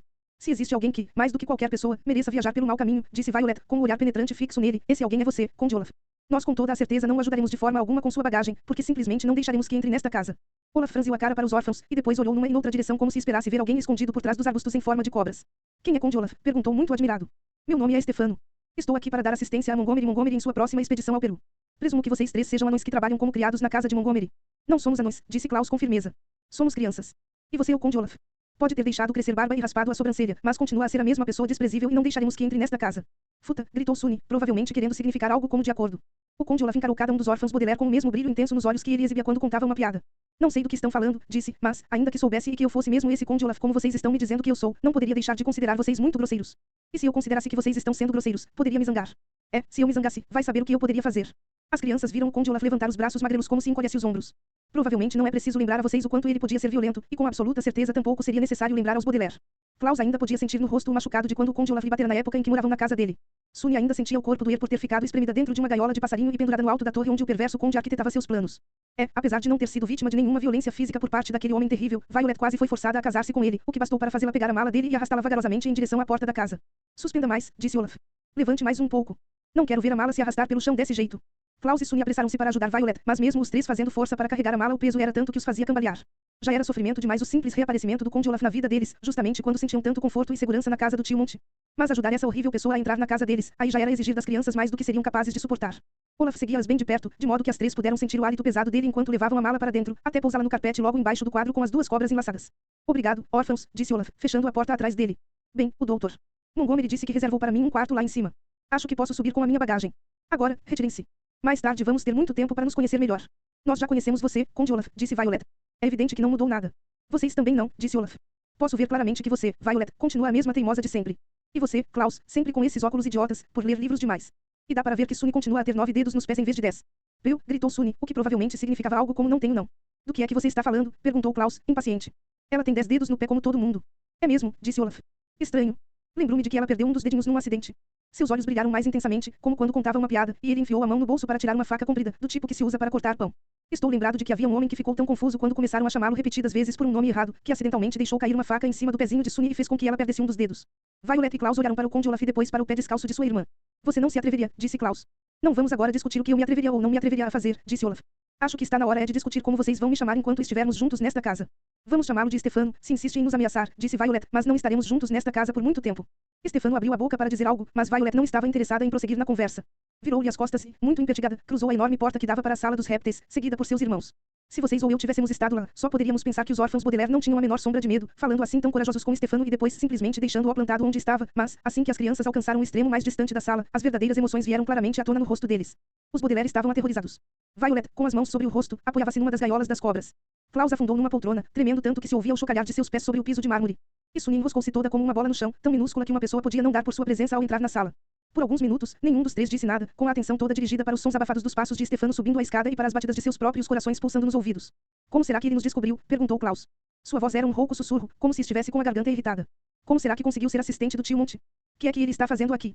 Ele jurou que haveria de embolsar a fortuna dos Baudelaire, disse Violet, retirando as mãos do rosto e abraçando Sunny, que estava com calafrios. Ele me disse isso um minuto antes de escapar. Disse que ficaria com a nossa fortuna, nem que fosse a última coisa que fizesse na vida. Violet estremeceu, e não acrescentou que ele também havia dito que, de posse da fortuna, mataria os três irmãos Baudelaire. Nem precisava acrescentar. Violet, Klaus e Sunny sabiam, todos, que se o Conde Olaf encontrasse um jeito de se apoderar da fortuna deles passaria uma faca na garganta dos órfãos Baudelaire tão fácil e naturalmente como vocês ou eu comeríamos um biscoitinho amanteigado. Que podemos fazer? Indagou Klaus. Tio Monte só estará de volta daqui a horas. Talvez fosse o caso de chamarmos o SR. Paul, disse Violet. Está no meio do expediente, mas talvez ele possa sair do banco para uma emergência. Ele não acreditaria em nós, disse Klaus. Lembrasse quando tentamos falar para ele sobre o Conde Olaf na época em que morávamos com esse canalha. O SR. Paul levou tanto tempo para perceber a verdade, que quase acabou sendo tarde demais. Acho que deveríamos fugir. Se sairmos agora mesmo, é provável que a gente consiga chegar à cidade e pegar um trem que nos leve para bem longe daqui. Violet imaginou os três, sozinhos, andando no mau caminho por baixo das macieiras carregadas de frutos azedos, com um cheiro ardido de raiz forte empestando tudo à volta deles. Iríamos para onde? Perguntou. Para qualquer lugar, disse Klaus. Qualquer lugar que não fosse aqui. Poderíamos ir para bem longe, onde não desse para o Conde Olaf nos descobrir, mudaríamos nossos nomes, ninguém ficaria sabendo quem somos. Não temos nenhum dinheiro, observou Violet. Como conseguiríamos viver por nossa conta? Poderíamos arranjar emprego, respondeu Klaus. Eu poderia trabalhar numa biblioteca, quem sabe, e você em alguma fábrica. Sunny provavelmente não conseguiria trabalho com a idade que tem hoje, mas dentro de uns poucos anos. Os três órfãos calaram-se. Tentaram imaginar-se deixando a casa do tio Monte e vivendo à própria custa, batalhando por emprego e cuidando uns dos outros. Era um projeto que envolvia muita solidão. Ficaram, por instantes, sentados em triste silêncio, e todos com o mesmo pensamento, como gostariam que os pais não tivessem morrido no incêndio, e que a vida dos três nunca tivesse virado aquela embrulhada da qual não conseguiam mais sair. Se ao menos os Baudelaire pais ainda estivessem vivos, os garotos nem sequer teriam ouvido falar do Conde Olaf, que dizer então de suportá-lo invadindo a casa deles e certamente arquitetando planos para lhes fazer mal. Não podemos ir embora, disse Violet finalmente. O Conde Olaf já nos achou uma vez, tenho certeza de que nos achará de novo, por mais longe que a gente vá. E tem outra coisa, quem sabe onde estão os assistentes do Conde Olaf? Talvez neste exato momento já tenham cercado a casa e estejam na maior vigilância para não deixar que a gente apronte alguma coisa. Klaus sentiu um calafrio. Ele tinha esquecido os assistentes do Conde Olaf. Além de planejar apoderar-se da fortuna dos Baudelaire, Olaf era o cabeça de uma terrível trupe teatral, e seus colegas atores estavam sempre dispostos a ajudá-lo em suas tramas. Era uma equipe de aparência meio horripilante, cada qual mais assustador que o outro. Havia um careca de nariz comprido, que vestia sempre um roupão preto. Havia duas mulheres sempre com o rosto coberto com um pó branco fantasmagórico. Havia uma pessoa tão grandona e de traços tão indefinidos que não se podia dizer que fosse homem ou mulher. E havia um homem magricela que tinha dois ganchos onde deveria haver suas mãos. Violet estava certa. Qualquer uma dessas pessoas podia estar de olho neles, atenta, esperando do lado de fora da casa do tio Monte para apanhá-los se tentassem fugir. Acho que simplesmente deveríamos esperar o tio Monte voltar e contar-lhe o que aconteceu, disse Violet. Ele acreditará na gente. Basta a gente falar da tatuagem, ele no mínimo vai pedir a Stefano uma explicação. O tom de voz com que Violet disse Stefano demonstrava o completo desprezo que ela sentia pelo impostor. Tem certeza, disse Klaus. Afinal de contas foi o tio Monte quem contratou Stefano. O tom da voz de Klaus quando ele disse Stefano demonstrava que compartilhava os sentimentos da irmã. Tudo o que sabemos é que o tio Monte e Stefano planejaram alguma coisa juntos. Maida, gritou Sunny, o que provavelmente significava algo como não seja ridículo, Klaus. Violet balançou a cabeça. Sunny tem razão. Não posso acreditar que o tio Monte esteja de combinação com Olaf. Ele foi tão bom e tão generoso conosco, sem falar que, se estivessem tramando juntos alguma coisa, Olaf não faria questão de usar um nome falso. Isso é verdade, disse Klaus, pensativo. Então esperemos pelo tio Monte. Esperemos, concordou Violet. Tudo, disse Sunny solenemente, e os irmãos se entreolharam, tristes, sem mais uma palavra. Esperar é uma das coisas difíceis da vida. É duro esperar pela sobremesa de torta de chocolate quando o rosbife ainda está no prato. Que tristeza esperar pelo aloe vera enquanto ainda falta passar o tedioso mês de setembro. Mas esperar que o tio adotivo voltasse para casa enquanto um homem ganancioso e violento se instalava no andar de cima foi uma das piores esperas de toda a vida dos Baudelaire. Para distrair o pensamento, eles tentaram prosseguir no trabalho, mas a ansiedade era grande demais para que as crianças conseguissem fazer o que quer que fosse. Violet tentou consertar a dobradiça da porta de uma das armadilhas, mas sua concentração estava toda voltada para o nó de preocupação que lhe apertava o estômago. Klaus tentou ler sobre como proteger-se das plantas espinhosas do Peru, mas seu cérebro não conseguia deixar de pensar em Stefano. E Sunny tentava roer a corda, mas um calafrio de medo não parava de percorrer-lhe os dentes e em pouco tempo ela desistiu. Não sentiu sequer vontade de brincar com a víbora incrivelmente mortífera. Então os Baudelaire passaram o resto da tarde sentados em silêncio na sala dos répteis, olhando pela janela para ver se o jipe do tio Monte chegava e atentos aos ruídos ocasionais vindos do andar de cima. Nem quiseram pensar no que Stefano poderia estar tirando da mala. Finalmente, na hora em que os arbustos em forma de cobras começaram a projetar longas sombras com o pôr do sol, as três crianças ouviram o som de um motor se aproximando, até que o jipe estacionou. Havia uma grande canoa amarrada à capota do jipe, e o banco de trás estava todo tomado pelas compras do tio Monte. O tio saiu, lutando contra o peso de várias sacolas de compras, e viu as crianças pelas paredes de vidro da sala dos répteis. Sorriu para elas. Elas retribuíram o sorriso, e nesse instante em que sorriram criou-se outro momento de arrependimento para eles. Se não houvessem feito aquela pausa e sorrido para o tio Monte, se em vez disso tivessem saído correndo para o carro, poderiam ter tido um breve momento a sós com ele. Mas, quando o alcançaram no hall de entrada, ele já estava conversando com Stefano. Não sabia o tipo de escova de dentes de sua preferência, disse o tio Monte querendo desculpar-se, de modo que lhe comprei uma com pelos extra firmes, que é o tipo de que eu gosto. A comida peruana tem uma tendência a prender-se nos dentes, por isso a gente precisa levar pelo menos uma escova extra. Pelos extra firmes é uma escolha perfeita, disse Stefano, falando para o tio Monte mas fixando nos órfãos seus olhos intensamente radiosos. Posso levar a canoa para dentro? Sim, mas, meu Deus, você não pode fazer isso sozinho, disse o tio Monte. Klaus, por favor, dê uma ajuda a Stefano, está bem. Tio Monte, disse Violet, temos uma coisa muito importante para falar com você. Sou todo ouvidos, disse o tio Monte, mas antes deixem que eu mostre o repelente contra vespas que consegui para vocês. Foi ótimo Klaus ter lido e se informado sobre a situação específica do Peru no que diz respeito aos insetos, porque os outros repelentes que eu tenho não teriam adiantado nada. Tio Monte enfiou o braço numa das sacolas de compras enquanto as crianças esperavam impacientemente que ele terminasse. Este aqui contém um produto químico chamado. Tio Monte, disse Klaus, o que temos para falar com você na verdade não dá para esperar. Klaus, disse o tio Monte erguendo as sobrancelhas de surpresa, não é educado interromper o seu tio quando ele está falando. Vamos, ajude Stefano a levar a canoa, e daqui a pouco a gente falará sobre o que você quiser. Klaus suspirou, mas seguiu Stefano pela porta aberta. Violet ficou olhando-os caminhar em direção ao jipe enquanto o tio Monte largava as sacolas de compras no chão e se dirigia a ela. Não lembro mais o que eu estava dizendo sobre o repelente, falou, um pouco contrariado. Detesto quando perco o fio do pensamento. O que precisamos falar com você, Violet começou, mas parou assim que viu uma certa coisa. Monte não estava olhando para a porta, de modo que não via o que Stefano estava fazendo, mas Violet viu Stefano parar junto aos arbustos em forma de cobras, enfiar a mão no bolso do paletó e tirar a faca comprida. A lâmina refletiu a luz do sol poente e brilhou com esplendor máximo, como um farol. Como vocês provavelmente sabem, os faróis servem de sinais de alerta, avisando os navios onde se encontra o litoral para que eles não batam de encontro à terra. A faca brilhando era um sinal de alerta, também. Klaus olhou para a faca, depois para Stefano e, afinal, para Violet. Violet olhou para Klaus, depois para Stefano e, por fim, para Monte. Sunny olhou para todos. Apenas Monte não percebeu o que estava acontecendo, de tanto que se achava absorvido em tentar lembrar-se do que havia começado a falar sobre os repelentes antivespas. O que precisamos falar com você, Violet começou de novo, mas não foi capaz de continuar. Stefano não pronunciou uma só palavra. Não era preciso. Violet sabia que bastaria ela abrir a boca e falar sobre a verdadeira identidade dele, para que Stefano imediatamente atacasse seu irmão ali mesmo junto aos arbustos em forma de cobras. Sem dizer palavra, a nêmesis dos órfãos Baudelaire passara muito claramente sua mensagem. Capítulo 5. Aquela noite foi das mais longas e terríveis já vividas pelos órfãos Baudelaire, e olhe que noites longas e terríveis eles tiveram muitas em suas vidas. Houve uma, por exemplo, pouco depois de Sunny ter nascido, em que as 3 crianças passaram por uma gripe tremenda, virando-se e revirando-se na cama dominadas por uma febre que não baixava, enquanto o pai tentava acalmá-los todos ao mesmo tempo, pondo compressas frias sobre as testas suadas dos filhos. Na noite que se seguiu à morte dos pais, os 3 ficaram na casa do Sr. Poe e não pregaram o olho em momento algum, muito arrasados e confusos para tentar dormir. É claro, muitas e muitas noites longas e terríveis marcaram a permanência deles na casa do Conde Olaf. Mas esta noite, particularmente, pareceu-lhes a pior de todas. Desde o momento da chegada do tio Monte até a hora de irem dormir, Stefano manteve as crianças sob vigilância constante, isto é, ficou de olho nelas o tempo todo para que não houvesse possibilidade de elas conversarem a sós com o tio Monte e revelarem que ele na verdade era o Conde Olaf, e o tio Monte, com tudo o que já tinha para se preocupar, não percebeu a situação estranha que ocorria dentro de casa. Quando trouxeram o resto das compras do tio Monte, Stefano veio com as sacolas carregadas em apenas uma das mãos, mantendo a outra enfiada no bolso do paletó onde estava escondida a faca. No entanto, com a empolgação causada por todos aqueles novos suprimentos, nem ocorreu ao tio Monte perguntar a razão de semelhante postura. Quando foram para a cozinha a fim de preparar o jantar, Stefano sorriu ameaçadoramente para as crianças enquanto partia os champignons, mas o tio Monte, todo absorto para não deixar que o molho do strogonoff fervesse, nem notou que a faca com que Stefano fatiava os champignons era de uso pessoal do novo assistente, a mesma que servia para ameaçar os garotos. Durante o jantar, Stefano contou histórias divertidas e elogiou o trabalho científico de Monte, sentindo-se de tal maneira lisonjeado, o tio foi incapaz de imaginar que durante todo o desenrolar da refeição Stefano segurava a faca por baixo da mesa, roçando a lâmina levemente no joelho de Violet. Após anunciar que aproveitaria aquela noite para mostrar a sala dos répteis ao novo assistente, o desejo de fazê-lo o quanto antes absorveu inteiramente a atenção do cientista, a ponto de não perceber que os Baudelaire tinham simplesmente ido para a cama sem dizer uma palavra. Pela primeira vez, o fato de possuírem quartos individuais teve mais o efeito de provação do que de luxo, pois sem a companhia uns dos outros os órfãos sentiram-se ainda mais solitários e desamparados. Violet olhou para o papel fixado com taxinhas em sua parede e tentou imaginar o que Stefano estava planejando. Klaus sentou-se em sua ampla poltrona estofada e acendeu a lâmpada da luminária para a leitura, mas as preocupações não o deixaram sequer abrir um livro. Sunny ficou olhando para seus objetos duros mas não se animou a morder nenhum. Os 3 pensaram em seguir andando pelo hall, ir até o quarto do tio Monte, acordá-lo e contar-lhe o que estava acontecendo de errado. Mas, para chegar ao quarto do tio, teriam que passar pelo quarto em que estava hospedado Stefano, e durante toda a noite Stefano montou guarda sentado numa cadeira diante da porta aberta de seu quarto. Quando os órfãos abriram a porta de seus quartos para ter uma vista do corredor, deram com a cabeça pálida e raspada de Stefano movendo-se lentamente como o pêndulo de um relógio de parede antigo. Para lá e para cá, cintilando a meia luz, uma visão tão assustadora que eles não se atreveram a atravessar o corredor. Finalmente, a casa começou a clarear com o azul cinzento que precediu o alvorecer, e os Baudelaire, ainda com os olhos turvos de sono, desceram as escadas para tomar o café da manhã, cansados e com o corpo moído pela noite sem dormir. Sentaram-se em volta da mesa onde haviam comido bolo na manhã em que chegaram à casa do tio Monte, e serviram-se, indiferentes ao que havia para a refeição. Era a primeira vez, desde a mudança para a nova casa, que não morriam de vontade de entrar na sala dos répteis e começar o dia de trabalho. Acho que está na hora de irmos, disse finalmente Violet, pondo de lado a torrada em que mal havia tocado. Garanto que o tio Monte já começou a trabalhar e está à nossa espera. E garanto que Stefano também está lá, disse Klaus olhando melancolicamente para a sua tigela de cereais. Não teremos chance de contar ao tio Monte o que sabemos sobre ele. Miga, disse Sunny tristemente, deixando cair no chão sua cenoura crua intocada. Se ao menos o tio Monte soubesse o que nós sabemos, disse Violet, e Stefano soubesse que ele sabe o que sabemos. Mas o tio Monte não sabe o que sabemos, e Stefano sabe que ele não sabe o que sabemos. Eu sei, disse Klaus. Sei que você sabe, disse Violet, mas o que não sabemos é o que o Conde Olaf, quero dizer Stefano, está realmente querendo aprontar. Ele está atrás de nossa fortuna, disso não há a menor dúvida, mas como é que ele pode consegui-la se estamos sob a tutela do tio Monte? Talvez ele simplesmente vá esperar que alcancemos a maioridade, e então roubará a fortuna, disse Klaus. 4 anos é muito tempo para esperar, disse Violet. Os 3 órfãos ficaram calados, cada qual procurando lembrar o que haviam feito 4 anos antes. Violet tinha 10 anos e usava os cabelos bem curtos. Lembrava-se de, por volta do 10º aniversário, ter inventado um novo tipo de apontador de lápis. Klaus tinha 8, e lembrava-se do interesse que os cometas lhe despertavam, lendo na ocasião todos os livros de astronomia da biblioteca dos pais. Sunny, é claro, ainda não havia nascido 4 anos antes, e ficou tentando lembrar-se de como era esse tipo de inexistência. Muito escuro, pensou, sem nada para morder. Para todos eles, 4 anos parecia ser de fato muito tempo.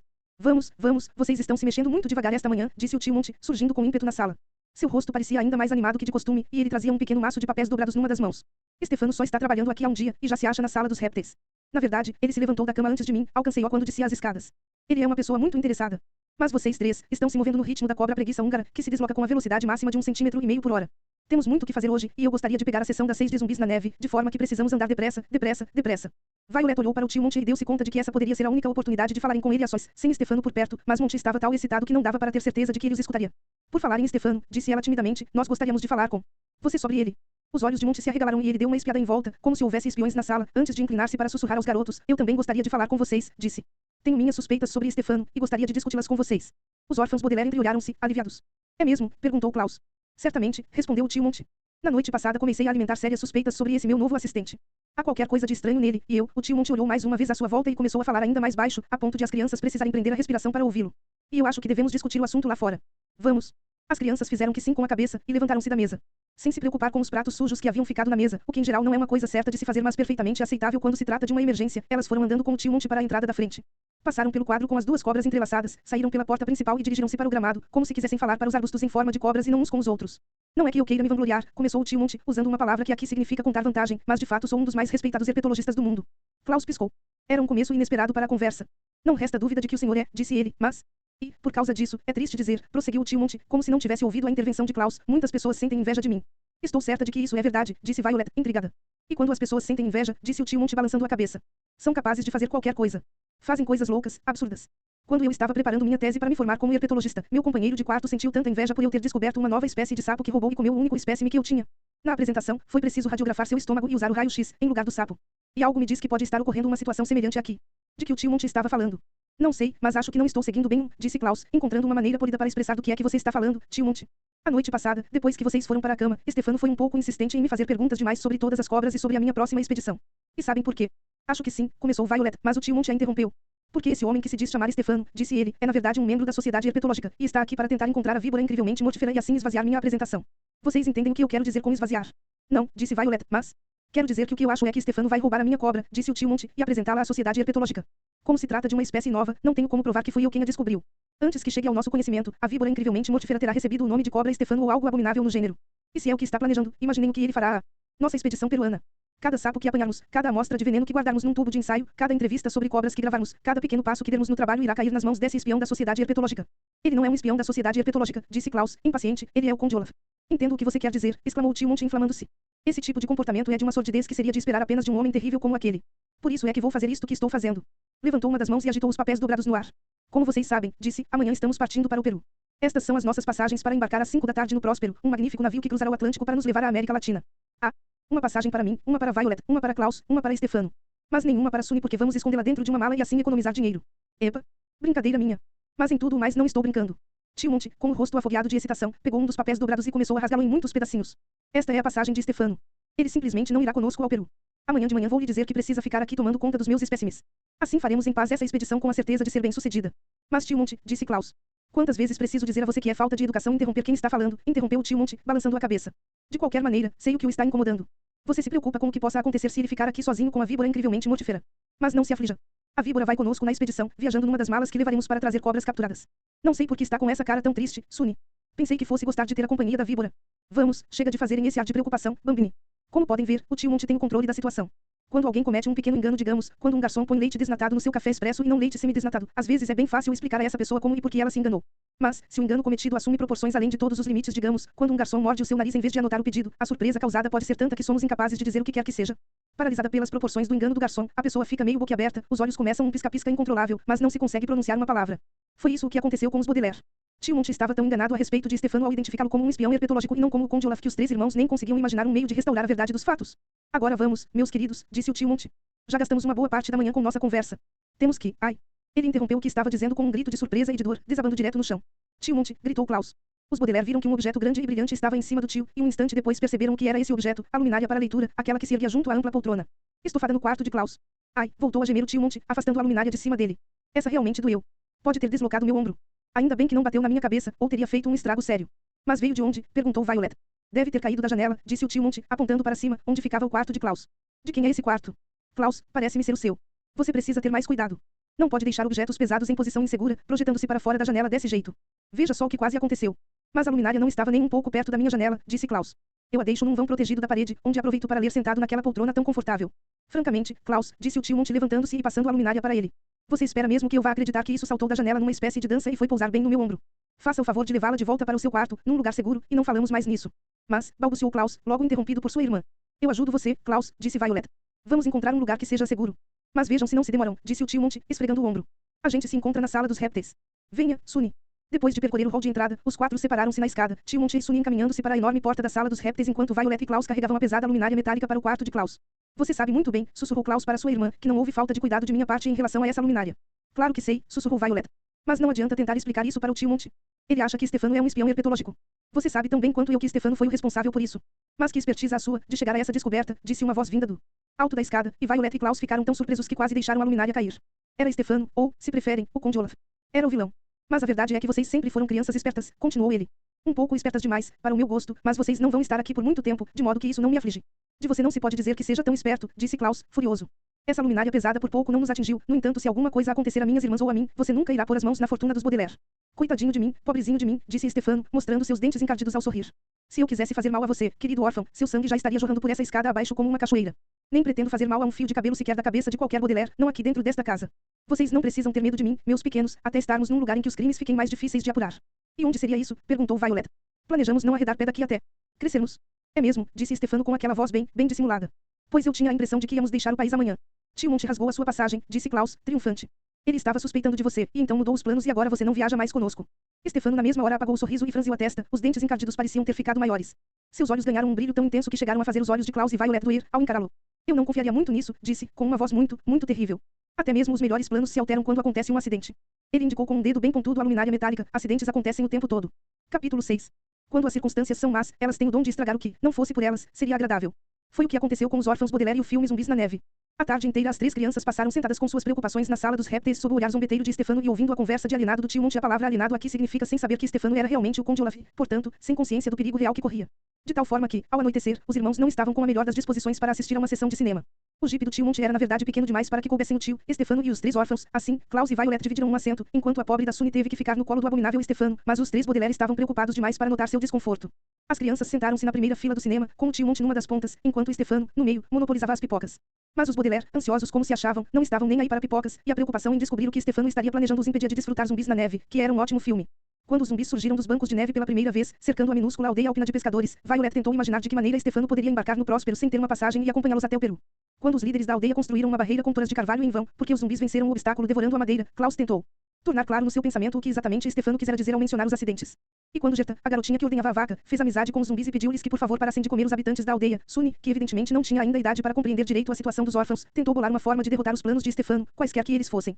Na cena final do filme, zumbis e aldeões celebravam juntos o 1º de maio, mas os três órfãos Baudelaire estavam nervosos e amedrontados demais para relaxar e aceitar qualquer tipo de diversão.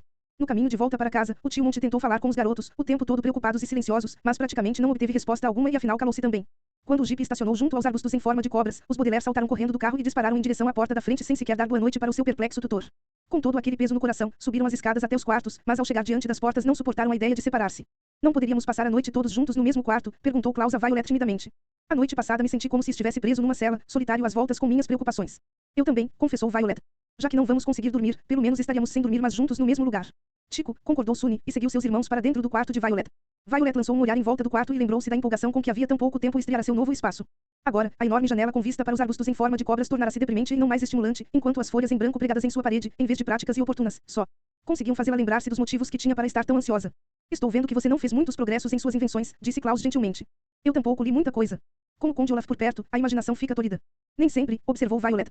Quando morávamos com ele, você leu tudo em matéria de legislação sobre casamento para descobrir qual era o plano dele, e eu inventei um arpel para a operação de resgate de Sunny.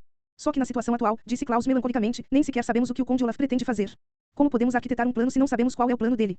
Bem, vamos tentar tirar isso a limpo, disse Violet, usando uma expressão que aqui significa esmiuçar uma questão, discutindo-a e analisando-a até compreendê-la inteiramente. O Conde Olaf, sob o falso nome de Stefano, veio para essa casa disfarçado e é evidente que está atrás da fortuna dos Baudelaire.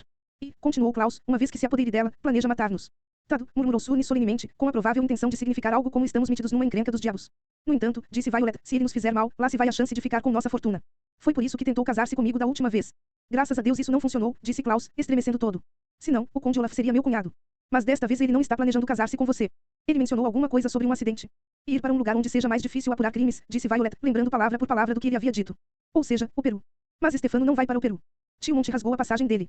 Duke, gritou Sunny, num desabafo genérico de frustração, e socou o chão com um pequeno punho. A palavra genérico aqui significa quando a gente é incapaz de pensar em qualquer outra coisa para dizer, e não era somente Sunny que se via nessa situação. Violet e Klaus já não tinham mais idade, naturalmente, para dizer coisas como Duke. Mas bem que gostariam de desabafar assim. Gostariam de ser capazes de adivinhar o plano do Conde Olaf. Gostariam que a sua situação não parecesse tão misteriosa e tão sem esperanças, e gostariam de ter uma idade que lhes permitisse simplesmente gritar Duke. E socar o chão com seus punhos. Mais que tudo, é claro, gostariam que seus pais estivessem vivos e que os Baudelaire estivessem sãos e salvos no lar onde nasceram. E tão ardorosamente quanto os órfãos Baudelaire gostariam que a situação deles fosse diferente, eu desejaria poder de algum modo mudar as circunstâncias desta história para vocês. Mesmo sentado aqui onde estou, em toda a segurança e tão longe do Conde Olaf, mal consigo suportar escrever mais uma palavra. Talvez o melhor fosse vocês fecharem este livro imediatamente e não lerem nunca a continuação desta horripilante história. Podem imaginar, se assim desejarem, que uma hora depois os órfãos Baudelaire tiveram uma súbita percepção do que Stefano estava planejando fazer e conseguiram salvar a vida do tio Monte. Podem visualizar a polícia chegar com todos os pisca-piscas e sirenes ativado, e levar Stefano algemado para passar o resto da vida na cadeia. Podem fazer de conta mesmo que não seja verdade que os Baudelaire moram felizes com o tio Monte até hoje. Ou, melhor ainda, podem alimentar a ilusão de que os Baudelaire pais não morreram, e que o incêndio terrível e o Conde Olaf e o tio Monte e todos os outros tristes acontecimentos não passaram de um sonho, uma fantasia da imaginação. Mas esta não é uma história feliz, e não me agrada dizer-lhes que os órfãos Baudelaire passaram o restante da noite sentados, emudecidos, no quarto de Violet. Se ao nascer do sol alguém espiasse pela janela do quarto, teria visto as 3 crianças agarradas juntinhas na cama, com os olhos bem abertos e sombrios de preocupação. Mas ninguém espiou pela janela. Alguém bateu a porta, 4 pancadas firmes como que para pregar alguma coisa que não devesse se soltar mais. As crianças pestanejaram e se entreolharam. Quem? É, perguntou Klaus para ser ouvido pelo lado de fora, mas com a voz falhando por causa do longo tempo que passara em silêncio. Em lugar de uma resposta, a pessoa que bateu simplesmente girou a maçaneta e a porta se abriu lentamente. Lá estava Stefano, com as vestes todas amarrotadas e os olhos brilhando mais do que nunca. Bom dia, disse. Está na hora de partir para o Peru. O espaço no jipe é a conta certa para 3 órfãos e eu. Vamos logo. Ontem nós lhe dissemos que você não ia, disse Violet. Ela esperava que sua voz tivesse deixado transparecer mais coragem. É o seu tio Monte quem não vai, disse Stefano, e ergueu a parte da testa onde deveriam estar as sobrancelhas. Não seja ridículo, disse Klaus. O tio Monte não perderia essa expedição por nada deste mundo. Pergunte a ele, disse Stefano, e os Baudelaire viram no seu rosto uma expressão que lhes era familiar. A boca praticamente imóvel, mas um brilho intenso nos olhos como se tivesse acabado de dizer uma piada. Por que não vai perguntar a ele? Está lá embaixo na sala dos répteis. Vamos perguntar a ele sem a menor dúvida, disse Violet. Tio Monte não tem nenhuma intenção de deixar que você nos leve sozinho ao Peru. Ela se levantou da cama, pegou os irmãos pelas mãos e passou às pressas por Stefano, que os encarou com um sorriso escarninho junto à porta. Você vai ver, reforçou Violet, e Stefano fez, com deboche, uma pequena mesura quando as crianças se retiraram do quarto. O corredor estava estranhamente silencioso, e vazio como o lugar dos olhos numa caveira. Tio Monte, Violet chamou, chegando ao fim do corredor. Ninguém respondeu. A não ser por alguns estalidos que ressoavam quando eles desciam os degraus da escada, a casa inteira estava imersa num silêncio fantasmagórico, como se houvesse sido abandonada havia muitos anos. Tio Monte, Klaus chamou, ao terminar de descer a escada. Não ouviram som algum. Caminhando na ponta dos pés, Violet abriu a enorme porta da sala dos répteis e por um momento os órfãos ficaram olhando para a sala como se estivessem hipnotizados, sob o fascínio da estranha luz azulada que o nascer do sol produzia ao atravessar com seus raios o teto e as paredes de vidro. Nessa iluminação assim tênue eles só conseguiam ver as silhuetas dos inúmeros répteis que se moviam de um lado para o outro em suas gaiolas, ou que dormiam enroscados uns nos outros parecendo escuras massas informes. Com o eco de seus passos dissolvendo no brilho suave das paredes, os 3 irmãos caminharam pela sala dos répteis até chegar ao extremo mais distante, onde a biblioteca do tio Monte os esperava no seu remanso. Mesmo com toda a sensação de mistério e estranheza que a sala quase às escuras despertava, podia-se dizer que era um mistério confortador e uma estranheza sem ameaças. Eles se lembraram da promessa do tio Monte, uma vez que se informassem devidamente sobre os animais, nenhum mal lhes poderia ser causado ali na sala dos répteis. Entretanto, vocês e eu estamos bem lembrados de que a promessa do tio Monte estava carregada de ironia dramática, e agora, no lusco-fusco do amanhecer na sala dos répteis, essa ironia viria à mostra brutalmente e os Baudelaire finalmente tomariam conhecimento dela. Pois, ao chegarem aonde estavam os livros, os 3 irmãos viram a curta distância um vulto sombrio desabado sobre uma das poltronas. Nervoso, Klaus acendeu uma das lâmpadas de leitura para enxergar melhor. O vulto sombrio era o tio Monte. A boca estava meio aberta como se estivesse surpreso, e os olhos escancarados, mas ele não os parecia estar vendo. Seu rosto, em geral tão rosado, estava bastante pálido, e sob seu olho esquerdo viam-se 2 furos, alinhados na mesma altura, a marca característica deixada pelas 2 presas de uma cobra. De Votum, perguntou Sunny, e puxou fortemente pela calça a perna do tio. Monte não se moveu. Confirmando a promessa dele, nenhum mal fora causado aos órfãos Baudelaire na sala dos répteis. O que o tio Monte não previra era que a vítima naquela sala seria ele mesmo. Capítulo 7. Mas ora vejam, disse uma voz por trás deles, e os Baudelaire viraram-se e deram com Stefano de pé a pouca distância, carregando a maleta preta com o cadeado de prata, um ar de factícia surpresa no rosto. Factícia é um sinônimo tão rebuscado para artificial, fabricado etc. que nem Klaus sabia o que significava, mas não foi preciso dizer às crianças que a surpresa de Stefano era puro fingimento. Que terrível acidente aconteceu aqui. Mordido por uma cobra. Que horror. Você, começou a dizer Violet, mas sentiu um espasmo na garganta como se a morte do tio Monte fosse um alimento de gosto horrível. Você, tornou a dizer. Stefano nem deu bola. Claro que depois de descobrir que o Dr. Montgomery morreu vão querer saber que fim levaram aqueles órfãos nojentos que rodavam pela casa.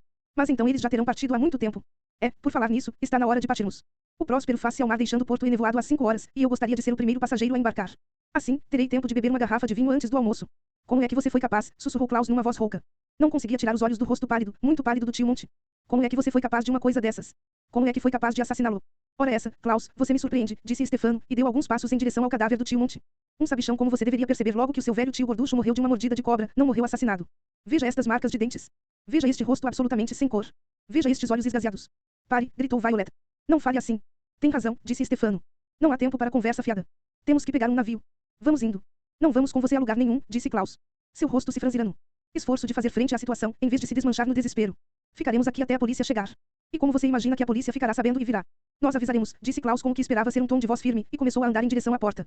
Stefano largou sua mala, o que produziu um ruído estrondoso quando o cadeado de prata bateu no chão de mármore. Deu alguns passos e bloqueou a passagem de Klaus, abrindo bem os olhos avermelhados de raiva. Estou cansado, sabe, rosnou Stefano, de ter que explicar tudo para você. Você, que se diz tão esperto, mas parece estar sempre se esquecendo disto, enfiou a mão no bolso e tirou a faca serreada. Esta é a minha faca. Muito afiada e muito afim de te machucar, quase tão afim quanto eu. Se você não fizer o que eu mando, vai se dar mal, fisicamente mal. Deu para entender agora. Ande, já para o jipe, ou que o diabo o carregue. Como vocês bem sabem, não é educado, e além do mais é desnecessário, usar de blasfêmias ou irreverências, mas os Baudelaire estavam aterrorizados demais para fazer essa observação a Stefano. Lançando um último olhar a seu pobre tio Monte, as 3 crianças seguiram Stefano até a porta da sala dos répteis para pegar o jipe ou para o diabo os carregar.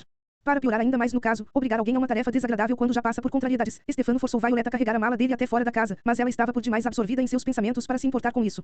Lembrava-se da última conversa que ela e seus irmãos haviam tido com o tio Monte, e então foi tomada por um sentimento de vergonha, pois aquela não havia sido uma conversa de forma alguma. Vocês lembram, é claro, que na volta de carro para casa, depois de terem assistido a zumbis na neve, as crianças se achavam de tal maneira preocupadas com Stefano que não disseram uma só palavra ao tio Monte, e que, quando o jipe estacionou diante da casa, os órfãos Baudelaire lançaram-se escada acima correndo para o quarto, a fim de discutir entre eles a situação, sem sequer dar uma boa noite ao homem que agora jazia morto debaixo de um lençol na sala dos répteis. Quando chegaram ao jipe, Violet tentou lembrar se haviam pelo menos agradecido ao tio pelo cinema, mas a memória havia feito daquela noite um borrão. Ela achava que Klaus e Sunny provavelmente haviam dito obrigado, tio Monte quando estavam todos juntos diante da bilheteria, mas não tinha certeza. Stefano abriu a porta do jipe e fez um gesto com a faca indicando para Klaus e Sunny o assento apertado de trás e para Violet, com a pesada maleta preta no colo, o lugar da frente, ao lado dele. Os órfãos tiveram por um instante a esperança de que o motor não fosse dar partida quando Stefano girasse a chave de ignição, vã esperança, porque o tio Monte cuidava muito bem do seu jipe e o motor deu partida na mesma hora. Violet, Klaus e Sunny olharam para trás quando Stefano começou a avançar com o carro pelo caminho dos arbustos em forma de cobras. Ao ver a sala dos répteis, onde o tio havia disposto tão cuidadosamente os seus espécimes, e onde agora ele próprio de certa forma se incorporara como um espécime, o desespero dos Baudelaire pesou demais e eles começaram a chorar baixinho. É uma coisa curiosa, a morte de um ente querido. Todos sabemos que nosso tempo neste mundo é limitado, e que finalmente todos acabaremos debaixo de algum lençol, para não acordar nunca mais. No entanto, é sempre uma surpresa quando isso acontece a alguém que conhecemos. É como subir a escada para o seu quarto no escuro, e achar que há mais um degrau do que realmente há. O pé resvala no ar e segue-se um aflitivo momento em que, colhida às cegas pela surpresa, a pessoa tenta adaptar-se à escuridão. Os órfãos Baudelaire estavam chorando não apenas pelo tio Monte, mas por seus próprios pais, às cegas nessa curiosa sensação de queda que acompanha todas as grandes perdas. Que iria lhes acontecer? Stefano assassinara sem dó nem piedade o homem que fora encarregado de cuidar deles, e agora estavam absolutamente sós. O que Stefano faria com eles? Tinha sido estabelecido que ele seria deixado para trás quando fossem ao Peru, e agora estava partindo junto com eles a bordo do Próspero. Que coisas terríveis aconteceriam no Peru? Alguém iria lá salvá-los? Stefano se apoderaria da fortuna. Depois, o que aconteceria aos garotos? Essas perguntas são aterrorizantes, e quando se pensa em questões desse tipo elas absorvem toda a nossa atenção, por isso os órfãos, que não conseguiam pensar em outra coisa, não perceberam que Stefano estava a ponto de colidir com outro carro até o momento em que houve efetivamente a batida. Ouviu-se um som horrível de metais e vidros se espatifando, um carro preto chocou-se com o jipe do tio Monte e os Baudelaire foram atirados ao chão com uma forte pancada e a sensação de terem deixado seus estômagos no assento de onde haviam sido lançados. A maleta preta foi parar sobre o ombro de Violet e em seguida projetada para o para-brisa, que na mesma hora se estilhaçou em 12 rachaduras, parecendo uma teia de aranha. Stefano soltou um grito de surpresa e ficou girando o volante para um lado e para o outro, mas os dois veículos estavam firmemente engatados e acabaram sendo arremessados num monte de lama para fora da estrada. É raro poder dizer que um acidente de carro foi um golpe de sorte, mas certamente foi esse o caso com o jipe que levava os meninos. Com os arbustos em forma de cobras ainda claramente visíveis atrás deles, o percurso dos Baudelaire em direção ao porto enevoado terminara ali. Stefano soltou mais um grito, dessa vez de raiva. Azar dos infernos, exclamou, enquanto Violet esfregava o ombro para certificar-se de que não estava gravemente ferida. Klaus e Sunny levantaram-se cautelosamente do chão do jipe e olharam para fora do para-brisa despedaçado. Parecia só haver uma única pessoa no outro carro, mas não dava para ter certeza, porque o veículo sofrera muito mais danos que o jipe de Monte. A frente havia sido inteiramente amassada, como uma sanfona, e uma calota ficara girando com muito estardalhaço sobre o mau caminho, em círculos velocíssimos que a vista não conseguia fixar, como uma gigantesca moeda que alguém tivesse deixado cair. Do motorista, vestido num terno cinzento, pareceu vir um som surdo, rouquenho, quando ele abriu a porta amassada e se espremeu para conseguir sair do carro. Tornou a fazer aquele som surdo, depois enfiou a mão no bolso do paletó e tirou um lenço branco. É o SR. Paul, exclamou Klaus. Era mesmo o SR. Paul, tossindo como de costume, e os meninos sentiram-se tão felizes por vê-lo que até sorriram apesar da situação horrível em que se achavam. Senhor. Paul. Senhor. Paul, gritou Violet contornando a maleta de Stefano num esforço para abrir a porta do carro. Stefano esticou um braço e segurou o ombro dela, voltando a cabeça lentamente para que os meninos, um por um, pudessem ver como seus olhos brilhavam. Isto não muda nada, sussurrou para eles. Um lance de sorte, mas é o último, acabou-se. Vocês 3 vão voltar para este carro comigo, vamos em direção a Porto Enevoado e chegaremos a tempo de embarcar no Próspero, posso garantir. Isso veremos, respondeu Violet, abrindo a porta e resvalando o corpo por baixo da maleta para sair. Klaus abriu a porta e seguiu a irmã, carregando Sunny. Senhor. Paul. Senhor. Paul. Violet, perguntou o SR. Paul. Violet Baudelaire. É você. Sim, SR. Paul, disse Violet. Somos nós todos e somos tão gratos ao Senhor por ter batido assim em nós. Bem, eu não diria que bati em vocês, disse o SR. Paul. A culpa foi claramente do outro motorista. Vocês que bateram em mim. Como se atreve, gritou Stefano, saindo por sua vez do carro e torcendo o nariz por causa do cheiro de raiz forte que empestava o ar. Avançou com passadas firmes até onde se erguia o SR. Paul, mas a meio caminho as crianças viram o rosto dele se transformar, passando da raiva absoluta a uma tristeza e um desconcerto que eram puro fingimento. Desculpe-me, disse ele, numa voz fina e trêmula. Foi tudo culpa minha. Estava tão abatido com tudo o que aconteceu que nem prestei atenção às regras da estrada. Espero que não tenha se machucado, SR. P.O. É Paul, disse o SR. Paul. Meu nome é Paul. Não estou machucado. Por sorte, parece que ninguém se feriu. Gostaria que o mesmo se pudesse dizer do meu carro. Mas quem é o senhor, e o que está fazendo com os Baudelaire? Eu vou dizer para o senhor quem ele é, disse Klaus. Ele é. Por favor, Klaus, admoestou o SR. Paul, palavra que aqui significa repreendeu Klaus embora a interrupção tivesse bons motivos. É falta de educação interromper as pessoas. Meu nome é Stefano, disse Stefano, cumprimentando o SR. Paul com um aperto de mão. Quero dizer, era assistente do Dr. Montgomery. Que quer dizer com era? Perguntou o SR. Paul, sério. Foi despedido. Não? Dr. Montgomery, me desculpe, Stefano desviou o rosto e fingiu cobrir os olhos com os dedos, como se a tristeza não o deixasse prosseguir. Nessa posição, o SR. Paul não podia ver para onde ele olhava, e o infame aproveitou-se disso dando uma forte piscadela para os meninos antes de continuar. Lamento dizer ao senhor que aconteceu um acidente horrível, SR. P.O. O Dr. Montgomery morreu. Paul, corrigiu o SR. Paul. Morreu. Mas isso é terrível. Como foi? Não sei, disse Stefano. Eu diria que foi picada de cobra, mas não entendo nada de cobras. Era para isso que eu estava indo à cidade, procurar um médico. Os meninos me pareceram muito abalados, e achei que não devia deixá-los sozinhos. Ele não está nos levando para procurar nenhum médico, gritou Klaus. Ele está nos levando para o Peru. O senhor entende o que eu estou querendo dizer, disse Stefano ao SR. Paul. Acariciando a cabeça de Klaus. As crianças estão evidentemente muito abatidas. O doutor Montgomery ia levá-las para o Peru hoje. Sim, eu sei, disse o SR. Paul. Por isso é que vim correndo para cá esta manhã, com o objetivo de finalmente trazer-lhes as bagagens. Klaus, sei quanto você está confuso e acabrunhado por causa deste acidente, mas por favor tente compreender que, se o doutor Montgomery de fato morreu, a expedição está cancelada. Mas, SR. Paul, disse Klaus, indignado. Por favor, disse o SR. Paul. Esse é um assunto para ser discutido entre adultos, Klaus. Não resta dúvida de que é preciso chamar um médico. Bem, porque o senhor não vai indo de carro até a casa, disse Stefano. Enquanto eu levo os meninos e procuro um médico. Padagibo, gritou Sunny, querendo dizer provavelmente algo como nada disso. Por que não vamos todos para casa, disse o SR. Paul, e de lá telefonamos para um médico. Stefano piscou, e por um instante seu rosto enfureceu-se de novo antes de conseguir retomar a calma e responder delicadamente. É claro, disse ele. Já devia ter chamado antes. Evidentemente não estou pensando com a mesma clareza que o senhor. Vamos, garotada, voltem para dentro do jipe, e o SR. Paul nos seguirá. Não vamos voltar para dentro daquele carro com você, disse Klaus com firmeza. Por favor, Klaus, disse o SR. Paul. Procure compreender. Houve um grave acidente. Todas as demais discussões passam para um segundo plano. O único problema é que não tenho certeza de que o motor do meu carro pegará. O carro está todo amassado. Experimente a ignição, disse Stefano. O SR. Paul concordou com um movimento de cabeça e foi andando de volta para o carro. Sentou-se diante do volante e girou a chave. O motor fez um ruído rouco e meio úmido muito parecido com as tosses do SR. Paul, mas não pegou. Acho que o motor morreu mesmo, disse o SR. Paul. Uma questão de tempo, murmurou Stefano para os Baudelaire, e com vocês acontecerá o mesmo. Perdão, disse o SR. Paul, mas não ouvi o que o senhor falou. Stefano sorriu. Eu disse somente que é uma pena. Então, que tal eu levar os órfãos de volta para casa, e o senhor vir andando atrás de nós? O espaço não dá para todos. O SR. Paul franziu a testa. Mas as malas das crianças estão aqui. Não quero deixá-las sem ninguém para tomar conta. Por que não colocamos a bagagem no seu carro, e as crianças vão andando comigo de volta para casa? Stefano franziu a testa. Bem, então uma das crianças vem comigo, para que eu não me perca. O SR. Paul sorriu. Mas daqui o senhor pode ver a casa. Não tem como se perder. Stefano não quer que a gente fique a sós com o senhor, disse Violet, finalmente resolvendo falar. Ela havia esperado o momento próprio para pôr tudo a limpo. Ele tem medo de que a gente conte para o senhor quem ele é realmente e o que realmente está querendo aprontar. Do que é que ela está falando? Perguntou o SR. Paul a Stefano. Não faço a menor ideia, SR. P.O. respondeu Stefano, balançando a cabeça e lançando um olhar feroz para Violet. Violet respirou fundo. Esse homem não é Stefano, disse, apontando para ele. Ele é o Conde Olaf, e está aqui para nos levar embora. Quem é que eu sou? Perguntou Stefano. E estou fazendo o quê? O SR. Paul olhou Stefano de alto e baixo, depois balançou a cabeça. Perdoe as crianças, disse. Elas estão bastante abaladas. O Conde Olaf é um homem terrível que tentou roubar o dinheiro delas, por isso ficaram com muito medo dele.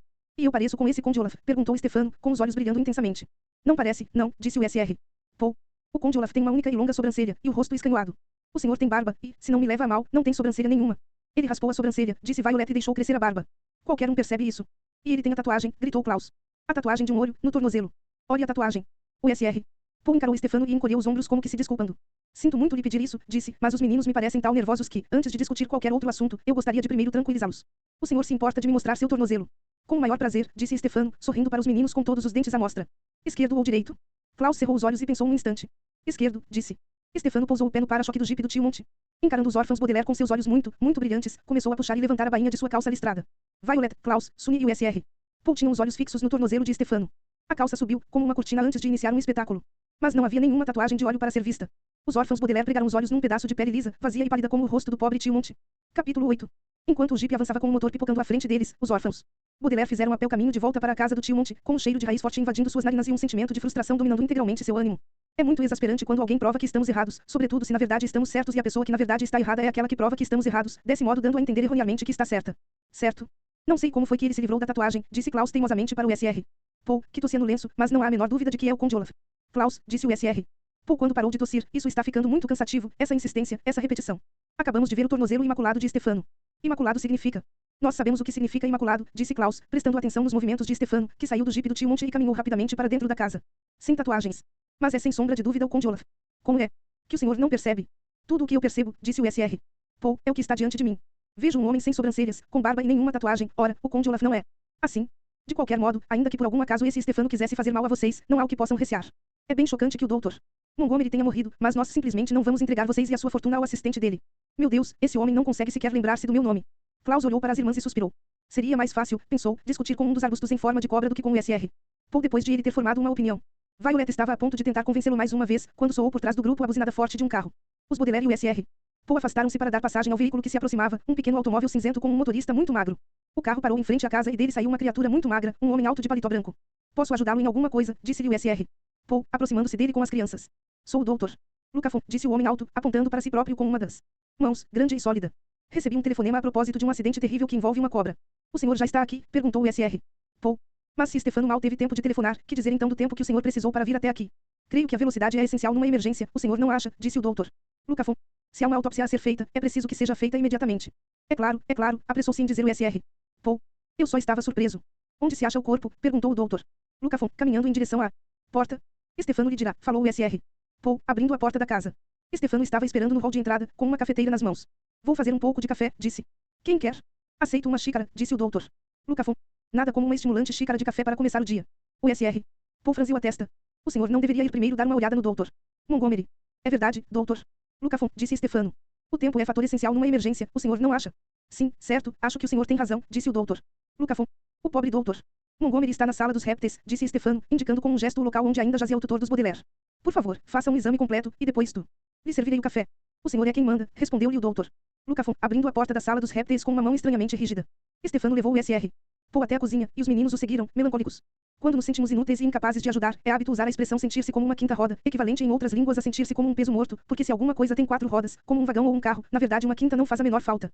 Enquanto Stefano preparava o café para os adultos, as 3 crianças sentaram-se à mesa da cozinha onde, fazia pouco tempo, haviam comido bolo de creme de coco com o tio Monte e Violet. Klaus e Sunny sentiram-se como a quinta, a sexta e a sétima rodas de um carro que seguia para a direção errada, ou seja, rumo ao porto enevoado e ao próspero, pronto para partir. Quando falei com o doutor Lucafon pelo telefone, disse Stefano, mencionei o acidente com o seu carro. Assim que ele terminar o exame médico, irá de carro com o senhor até a cidade para buscar um mecânico, e eu ficarei aqui com as crianças. Não, disse Klaus com firmeza. Não ficaremos a sós com ele nem por um instante. O SR. Paul sorriu enquanto Stefano lhe servia uma xícara de café, e olhou severo para Klaus. Klaus, eu compreendo que você esteja muito abalado, mas não se justifica que você continue tratando Stefano tão grosseiramente. Por favor, peça-lhe desculpas imediatamente. Não, exclamou Klaus. Tudo bem, SR. P.O., disse Stefano, querendo apaziguar. As crianças estão abaladas com o assassinato do Dr. Montgomery, e não é mesmo de esperar que se portem como modelos de boa educação. Assassinato, disse Violet. Ela virou-se para Stefano e tentou parecer apenas polidamente curiosa, quando na verdade estava furiosa. Por que você disse assassinato, Stefano? O rosto de Stefano anuviou-se, e as mãos dele agarraram-se aos quadris. Poderíamos dizer que neste momento o que ele mais gostaria de fazer era arrancar os olhos de Violet. Troquei as palavras, disse, finalmente. Claro que sim, disse o SR. Paul, sorvendo o conteúdo de sua xícara. Mas as crianças podem vir com o doutor Lucafon e comigo, se preferirem. Não sei se vão caber, disse Stefano, com os olhos brilhando. É um carro muito pequeno. Mas se os órfãos preferirem não ficar, poderiam ir comigo no jipe e seguiríamos o senhor e o doutor Lucafon até o mecânico. Os 3 órfãos entreolharam-se e ficaram pensando, muito concentrados. A situação se apresentava como um jogo, se bem que esse jogo envolvesse apostas muito altas. O objetivo era não ficarem sozinhos com Stefano, pois, caso ficassem, ele na mesma hora dispararia com eles para o próspero. E o que então? Iria lhes acontecer, quando estivessem a sós no Peru com essa pessoa tão gananciosa e desprezível, era algo em que nem queriam pensar. Tinham que pensar era em como impedir que isso acontecesse. Parecia incrível que para salvar suas vidas dependessem de uma conversa sobre quem daria carona a quem, mas muitas vezes na vida os pequenos detalhes acabam sendo os mais importantes.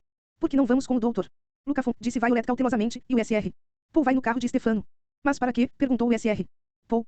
Eu sempre quis ver o interior do automóvel de um médico, disse Violet, sabendo que essa era uma explicação pouco convincente. Pois eu também, disse Klaus. Por favor, podemos ir com o doutor Lucafon. Sinto muito, mas não dá, disse o doutor Lucafon, chegando à porta de entrada e surpreendendo a todos com suas palavras. Todos os 3, pelo menos, é impossível. Coloquei o corpo do doutor Montgomery no meu carro e sobra espaço apenas para mais 2 passageiros. O senhor já completou o exame? Perguntou o SR. Paul. O preliminar, sim, disse o doutor Lucafon. Tenho que levar o corpo para testes ulteriores, mas minha autópsia mostra que o doutor morreu de uma mordida de cobra. Sobrou um pouco de café para mim. É claro, respondeu Stefano, e serviu-lhe uma xícara. Como é que o senhor pode ter certeza? Violet perguntou ao médico. Que é que você quer dizer? Falou o doutor Lucafon, achando muita graça na pergunta. Posso ter certeza de que sobrou café porque eu estou vendo diante de mim. O que Violet quer dizer, me parece, disse o SR. Paul, é como o senhor pode ter certeza de que o doutor Montgomery morreu de uma mordida de cobra. Encontrei em suas veias o veneno da mamba do mal, uma das cobras mais venenosas do mundo. Isso significa que há uma cobra venenosa solta nesta casa? Perguntou o SR. Paul. Não, nada disso, respondeu o doutor Lucafon. A mamba do mal está isolada em sua gaiola. Deve ter saído, mordido o doutor Montgomery, e em seguida trancou-se de novo. O quê? Perguntou Violet. Que explicação mais absurda. Uma cobra não consegue abrir um cadeado sozinha. Talvez contasse com a ajuda de outras cobras, disse o doutor. Lucafon, saboreando seu café tranquilamente. Há alguma coisa aqui para se comer. Tive que vir para cá correndo, com o estômago vazio. Sua história parece, de fato, um pouco estranha, disse o SR. Paul. Ele olhou interrogativamente para o doutor. Lucafon, que estava neste momento abrindo um armário e olhando o que havia dentro. A experiência tem me mostrado que esses acidentes terríveis costumam ser estranhos, respondeu ele.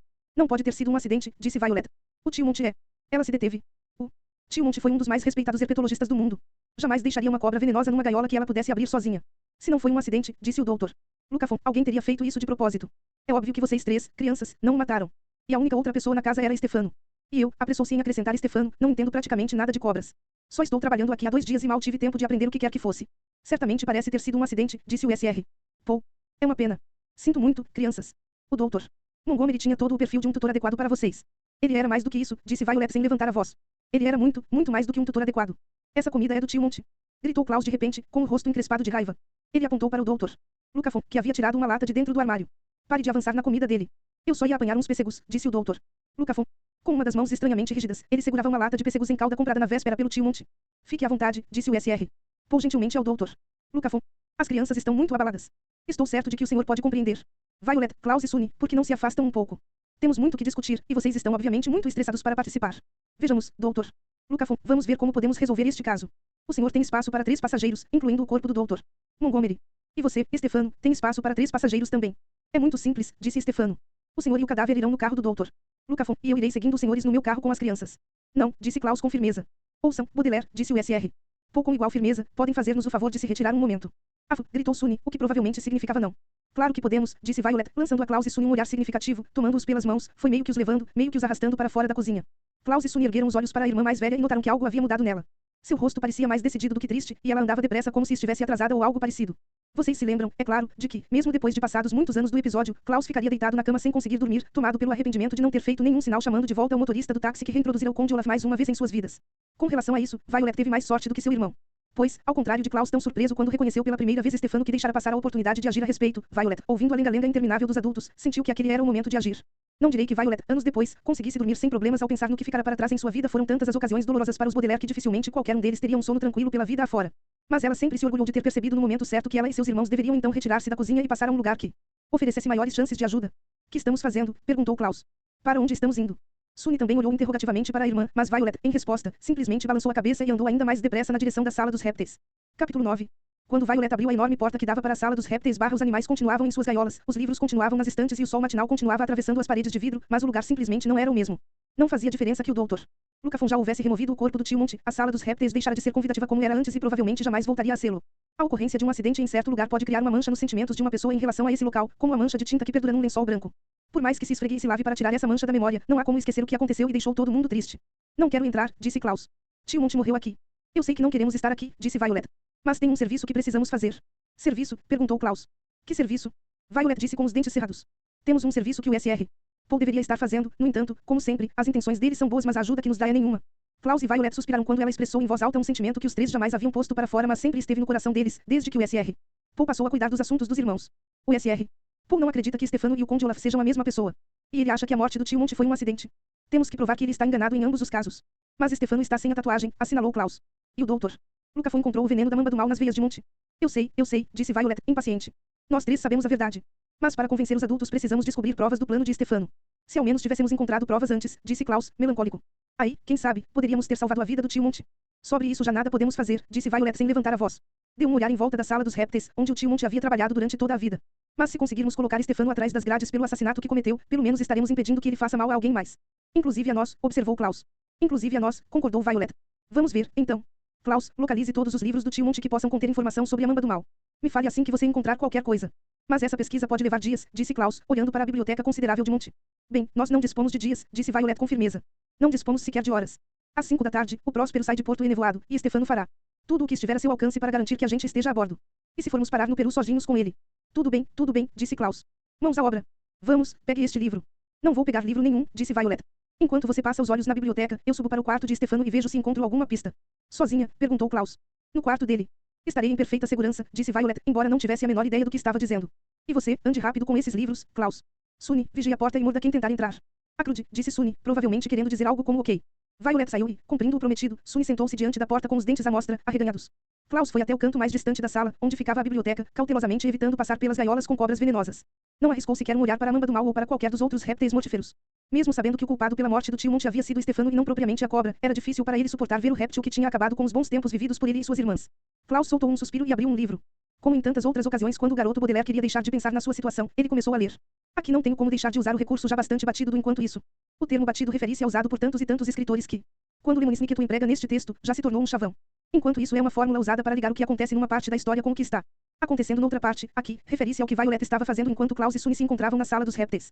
Porque, quando Klaus começou a pesquisa na biblioteca do tio Monte e Sunny ficou vigiando a porta da sala com seus dentes afiados, Violet estava envolvida numa operação que, tenho certeza, há de ser de grande interesse para vocês. Violet estava atrás da porta da cozinha, tentando escutar o que os adultos diziam. Como vocês bem sabem, o segredo do sucesso na espionagem está em não ser apanhado, de modo que Violet se moveu até lá o mais discretamente possível, esforçando-se para não pisar em partes do assoalho que pudessem instalar, por exemplo. Quando chegou à porta, teve o cuidado de tirar do bolso a fita que usava para amarrar os cabelos, colocando-a em seguida no chão, para o caso de, se alguém abrisse a porta, ela poder alegar que estava se ajoelhando ali para apanhar a fita, e não para espionar.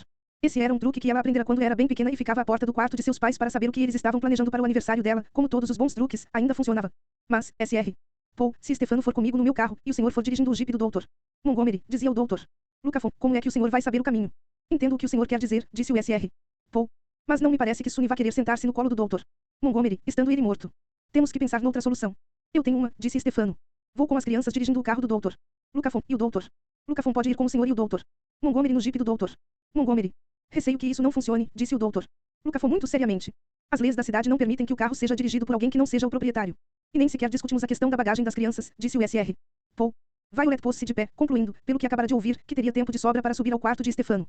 Sem fazer o menor barulho, Violet subiu a escada de degrau em degrau, depois percorreu o hall até a porta do quarto de Stefano, exatamente onde ele se sentara com a faca na mão naquela noite. Pavorosa. Ao chegar à porta, Violet parou.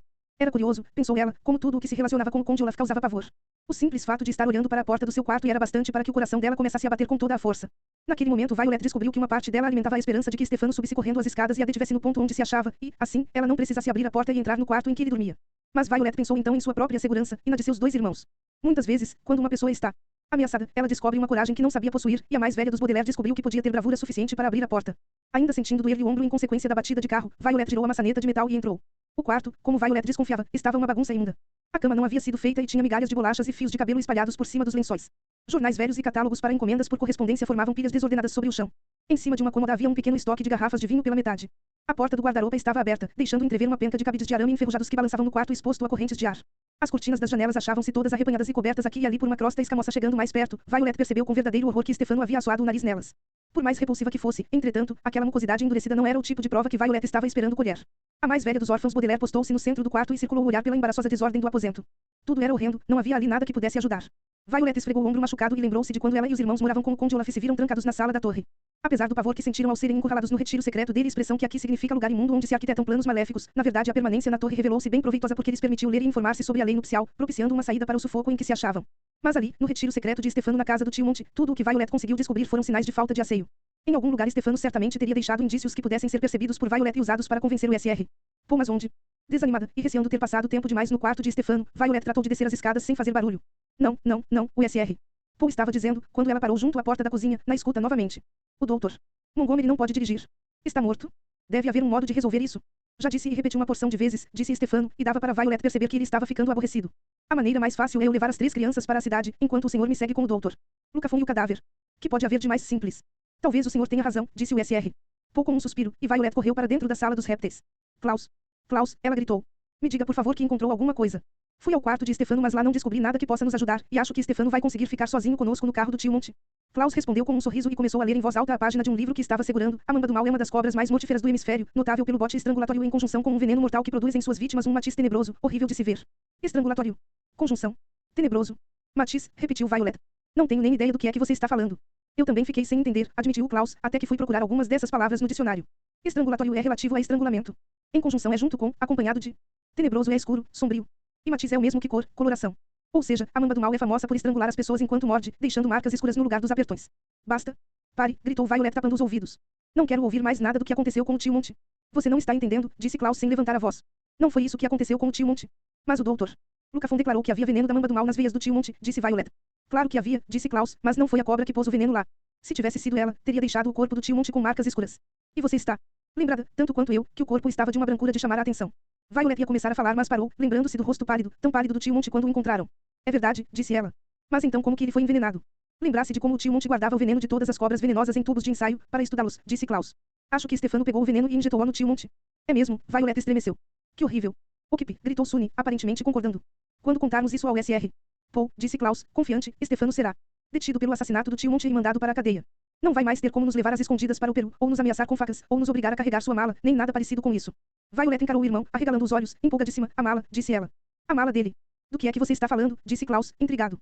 E Violet estava a ponto de explicar-lhe quando bateram a porta. Entre, respondeu Violet, fazendo um sinal a Sunny para que não mordesse o SR. Paul, que entrava. Espero que estejam um pouco mais calmos, disse o SR. Paul, olhando para os meninos, um de cada vez, e tenham abandonado a ideia de que Stefano é o Conde Olaf. Mesmo que ele não seja o Conde Olaf, respondeu Klaus com muita cautela. Achamos que ele pode ser o responsável pela morte do tio Monte. Absurdo, exclamou o SR. Paul, enquanto Violet balançava a cabeça de um lado para o outro, discretamente. A morte do tio Monte foi um acidente terrível, e nada mais. Klaus ergueu o livro que estava lendo. Mas, enquanto o senhor estava na cozinha, nós estávamos aqui lendo sobre cobras, lendo sobre cobras, repetiu o SR. Paul, eu imaginaria que vocês quisessem ler sobre qualquer assunto menos sobre cobras, depois do que aconteceu ao Dr. Montgomery. Mas eu descobri uma coisa, disse Klaus, que... Não importa o que você descobriu sobre cobras, disse o SR. Paul, tirando do bolso um lenço. Os Baudelaire esperaram enquanto ele tossia dentro do lenço antes de guardá-lo no bolso. Não importa, ele tornou a dizer, o que você descobriu sobre cobras. Stefano não conhece nada de cobras. Ele próprio nos disse isso. Mas, disse Klaus, e parou a olhar para Violet. Ela tornou a fazer um sinal de negativa com a cabeça, bem discretamente. Era um sinal, um aviso para que não dissesse mais coisa alguma ao SR. Paul. Encarou a irmã, depois o SR. Paul, e calou a boca. O SR. Paul tossiu ligeiramente no seu lenço e olhou para o relógio no pulso. Agora que esse assunto está resolvido, vamos passar ao trajeto que temos que fazer de carro. Já sei que vocês três estavam ansiosos para conhecer o interior do automóvel de um médico, mas discutimos e examinamos a questão de mil maneiras e simplesmente não há como esse esquema funcionar. Vocês três irão para a cidade no carro de Stefano, enquanto eu irei com o Dr. Lucafon e seu tio Monte. Stefano e o Dr. Lucafon estão agora retirando do jipe as malas com a bagagem de vocês e partiremos dentro de poucos minutos. Se me dão licença, tenho que ligar para a Sociedade Herpetológica a fim de comunicar a má notícia. O SR. Paul tossiu mais uma vez no seu lenço e retirou-se da sala. Por que você não quis que eu contasse para o SR? Paul, a respeito do que li, perguntou Klaus a Violet, quando se certificou de que o SR. Paul já estava a uma distância de que não podia ouvi-lo. Violet não deu resposta.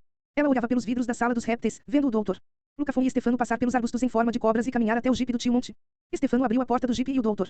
Lucafon começou a segurar as malas que retirou do banco de trás com suas mãos estranhamente rígidas. Violet, por que você não quis que eu contasse para o SR? Paul, a respeito do que li. Quando os adultos vierem nos buscar, disse Violet, sem dar atenção à pergunta de Klaus, retenha-os na sala dos répteis até eu voltar. Mas como farei isso? Perguntou Klaus. Invente uma distração, respondeu Violet com impaciência, sem deixar de acompanhar pela janela o trabalho do Dr. Lucafon de empilhar as malas. Que distração? Perguntou Klaus, ansioso. Como? Pelo amor de Deus, Klaus, sua irmã mais velha respondeu. Você leu centenas de livros. Com toda a certeza deve ter lido algo sobre como distrair as pessoas. Klaus pensou um instante. Com o objetivo de ganhar a guerra de Troia, disse, os gregos antigos esconderam soldados dentro de um enorme cavalo de madeira. Foi um tipo de distração. Mas eu não tenho tempo de construir um cavalo de madeira. Então trate de pensar em alguma outra coisa, disse Violet, que começou a andar em direção à porta, sempre olhando pela janela. Klaus e Sunny olharam primeiro para a irmã, depois, pela janela da sala dos répteis, olharam para onde ela estava olhando. É notável como pessoas diferentes têm pensamentos diferentes ao olhar para a mesma coisa. Porque, quando os dois Baudelaire, mais jovens, olharam para a pilha de malas, o único pensamento foi, se não fizessem algo rapidamente, acabariam ficando sozinhos no jipe do tio Monte com Stefano. Mas, pela maneira de olhar de Violet ao sair da sala dos répteis, ela obviamente estava pensando em outra coisa. Klaus e Sunny não conseguiram imaginar o que fosse, mas, de algum modo, sua irmã havia chegado a uma conclusão diferente ao olhar para sua própria mala marrom, ou talvez a bege que levava as coisas de Klaus, ou a cinzenta pequenina com a bagagem de Sunny, ou talvez a grande e preta, com o brilhante cadeado de prata, que pertencia a Stefano. Capítulo 10. Quando vocês eram muito pequenos, talvez alguém tenha lido para vocês a insípida história. A palavra insípida aqui quer dizer indigna de se ler para alguém. Do menino que deu alarme contra o lobo. Um menino muito bobo, vocês devem estar lembrados, gritou o lobo. Quando não havia nenhum lobo, e então os crédulos habitantes da aldeia que correram para salvá-lo ficaram sabendo que era tudo brincadeira. Até que um dia ele gritou o lobo. Quando não era de brincadeira, e os habitantes não vieram salvá-lo, e o menino foi comido, e a história, graças a Deus, terminava aí. A moral da história, é claro, deveria ser, não more jamais num lugar onde os lobos passeiam à vontade, mas quem leu para vocês a história provavelmente terá dito que a moral era que não se deve mentir. Ora, essa é uma moral absurda, pois tanto vocês como eu sabemos que às vezes mentir não somente é bom como é necessário. Por exemplo, era perfeitamente apropriado que, depois de Violet deixar a sala dos répteis, Sunny se arrastasse até a gaiola onde a víbora incrivelmente mortífera estava presa, destravasse o fecho e começasse a gritar o mais alto de que era capaz, embora nada de realmente errado estivesse acontecendo. A outra história a respeito de lobos que provavelmente devem ter contado a vocês e que também é absurda. Estou falando de Chapeuzinho Vermelho, uma garotinha bastante desagradável que, como o menino que deu alarme contra o lobo, insistiu em intrometer-se no território de animais perigosos. Como vocês hão de estar lembrados, o lobo, depois de ser tratado muito rudemente por Chapeuzinho Vermelho, comeu a avó da menina e vestiu a roupa da velha como disfarce. Esse é o aspecto mais ridículo da história, porque mesmo uma garota tão boboca como Chapeuzinho Vermelho saberia na mesma hora notar a diferença entre a avó e um lobo metido numa camisola e calçado com chinelos felpudos. Quando conhecemos muito bem uma pessoa, como nossa avó ou a babá, na mesma hora sabemos dizer se elas são reais ou se são impostoras. Por isso, quando Sunny começou a gritar, Violet e Klaus perceberam de imediato que o grito era absolutamente falso. Esse grito é absolutamente falso, Klaus disse para si mesmo, do outro extremo da sala dos répteis. Esse grito é absolutamente falso, Violet disse para si mesma, das escadas, enquanto subia para o seu quarto. Meu Deus! Alguma coisa está saindo terrivelmente errado, disse o SR. Paul para si mesmo, da cozinha, onde falava ao telefone. Adeus, disse, concluindo a ligação. Pôs o aparelho no gancho e saiu correndo para ver o que tinha acontecido. Que foi que houve? Perguntou o SR. Paul a Stefano e ao Dr. Lucafon, que acabavam de tirar as malas do carro e entravam na casa. Ouvi uns gritos vindos da sala dos répteis. Tenho certeza de que não houve nada, disse Stefano. Sabe como são as crianças, disse o Dr. Lucafon. Não podemos ter outra tragédia em nossas mãos, disse o SR. Paul, que saiu disparado para a enorme porta da sala dos répteis. Crianças. Crianças. Aqui, gritou Klaus. Venha depressa. A voz dele soava profunda e rascante, e quem não o conhecesse diria que estava muito assustado. Quem de fato o conhecesse saberia que quando Klaus realmente estava com medo a voz dele saía tensa e esganiçada, como foi o caso quando ele descobriu o corpo do tio Monte. Sua voz só ficava rascante e profunda quando ele tentava conter o riso. Foi uma grande coisa Klaus ter conseguido não rir no momento em que o SR, Paul, Stefano e o Dr. Lucafon entraram na sala dos répteis. Teria estragado tudo. Sunny achava-se deitada sobre o piso de mármore, com os bracinhos e as perninhas agitando-se freneticamente como se ela estivesse tentando nadar. A expressão facial dela foi o que fez Klaus ter vontade de rir. A boca de Sunny estava escancarada, mostrando seus 4 dentes afiados, enquanto os olhos piscavam rápido e sem parar. Ela estava tentando parecer muito assustada, e quem não conhecesse Sunny acreditaria piamente. Mas Klaus conhecia Sunny e sabia que, quando ela ficava muito assustada, seu rosto se franzia todo e mergulhava no maior silêncio, como quando Stefano ameaçou de arrancar um dos dedos do pezinho dela. Para todos, menos para Klaus, Sunny parecia bem apavorada, especialmente levando-se em conta a companhia. Enroscada no corpo miúdo de Sunny, estava uma cobra negra, de um negrume de mina de carvão e grossa como um cano de esgoto. Ela olhava para Sunny com olhos verdes que brilhavam intensamente, e tinha a boca aberta como se estivesse a ponto de mordê-la. A víbora incrivelmente mortífera, gritou Klaus. Vai mordê-la, e a voz de Klaus esganiçou-se ao mesmo tempo que Sunny escancarou ainda mais a boca e arregalou ainda mais os olhos para parecer ainda mais assustada. A boca do Dr. Lucafon também se abriu, e Klaus percebeu que ele começou a dizer qualquer coisa mas foi incapaz de encontrar palavras. Stefano, que evidentemente não estava ligando a mínima para a segurança de Sunny, mostrou-se pelo menos surpreso, mas foi o SR. Paul quem entrou em pânico absoluto. Há 2 tipos básicos de pânico, a pessoa não se move e não diz uma palavra, ou a pessoa fica aos saltos balançando-se para todos os lados e tagarelando qualquer coisa que lhe venha à cabeça. O SR. Paul era do tipo de saltar, balançar-se e falar compulsivamente. Klaus e Sunny jamais o haviam visto mover-se tão rapidamente ou falar com voz tão esganiçada. Meu Deus, gritou. Minha nossa. Em nome de Alá. Por Júpiter e Juno. Maria e José. Edgar Allan Poe. Não toque nela. Peguem a cobra. Cheguem mais perto. Fuja. Não se mexa. Matem a cobra. Deixem ela em paz. Deem qualquer comida a ela. Não deixem ela morder a menina. Atraiam a cobra para ela se afastar. Vem cá, cobrinha. Vem, cobrinha, cobrinhazinha. A víbora incrivelmente mortífera ouviu pacientemente a fala do SR. Paul, sem deixar de olhar em momento nenhum para Sunny, e, quando o SR. Paul fez uma pausa para tossir no lenço, ela avançou e mordeu Sunny no queixo, no mesmo lugar em que a havia mordido quando as 2 amigas se viram pela primeira vez. Klaus tentou não rir, mas o Dr. Lucafon interrompeu a respiração, Stefano olhou fixo e o SR. Paul recomeçou a pular e a falar compulsivamente. Oh! Ela mordiu a menina. Ela mordiu, gritou. Calma, todo mundo. Temos que agir. Chamem uma ambulância. Chamem a polícia. Chamem um cientista. Chamem minha mulher. Isso é terrível. Que coisa mais horrível. Apavorante. Fantasmagórico. Isso é. Não há por que se preocupar, interrompeu Stefano, tranquilamente. Como não há por que se preocupar? Perguntou o SR. Paul, incrédulo. Sunny acaba de ser mordida por, como é que se chama a cobra, Klaus? Víbora incrivelmente mortífera, respondeu Klaus na mesma hora. Víbora incrivelmente mortífera, repetiu o SR. Paul, apontando para a cobra que cravara os dentes no queixo de Sunny e não largava. Sunny soltou outro grito agudo de falso terror. Como é que o senhor pode dizer que não há por que se preocupar? Porque a víbora incrivelmente mortífera é inteiramente inofensiva, disse Stefano. Tenha calma, Paul. O nome da cobra é inapropriado, o Dr. Montgomery deu-lhe esse nome de pura gozação. Tem certeza? Perguntou o SR. Paul baixou um pouco o tom de voz e passou a mover-se um pouco mais devagar, à medida que começou a acalmar-se. Claro que tenho certeza, disse Stefano, e Klaus reconheceu no rosto dele uma expressão familiar, de que se lembrava da época em que morava com os irmãos na casa do Conde Olaf. Era uma expressão de pura vaidade, palavra que aqui tem o sentido de Conde Olaf julgando-se a pessoa mais incrível que já existiu em todos os tempos.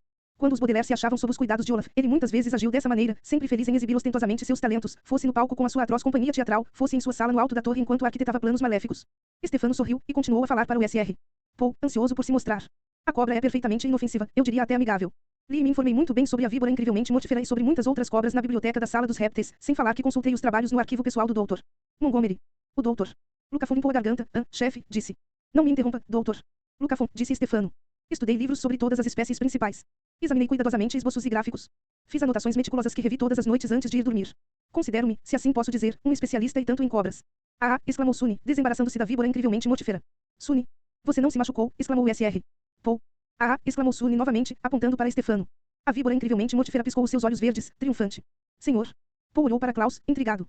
Que é que sua irmã quer dizer com ah? Perguntou. Klaus suspirou. Às vezes tinha a sensação de haver passado metade de sua vida explicando coisas ao SR. Paul.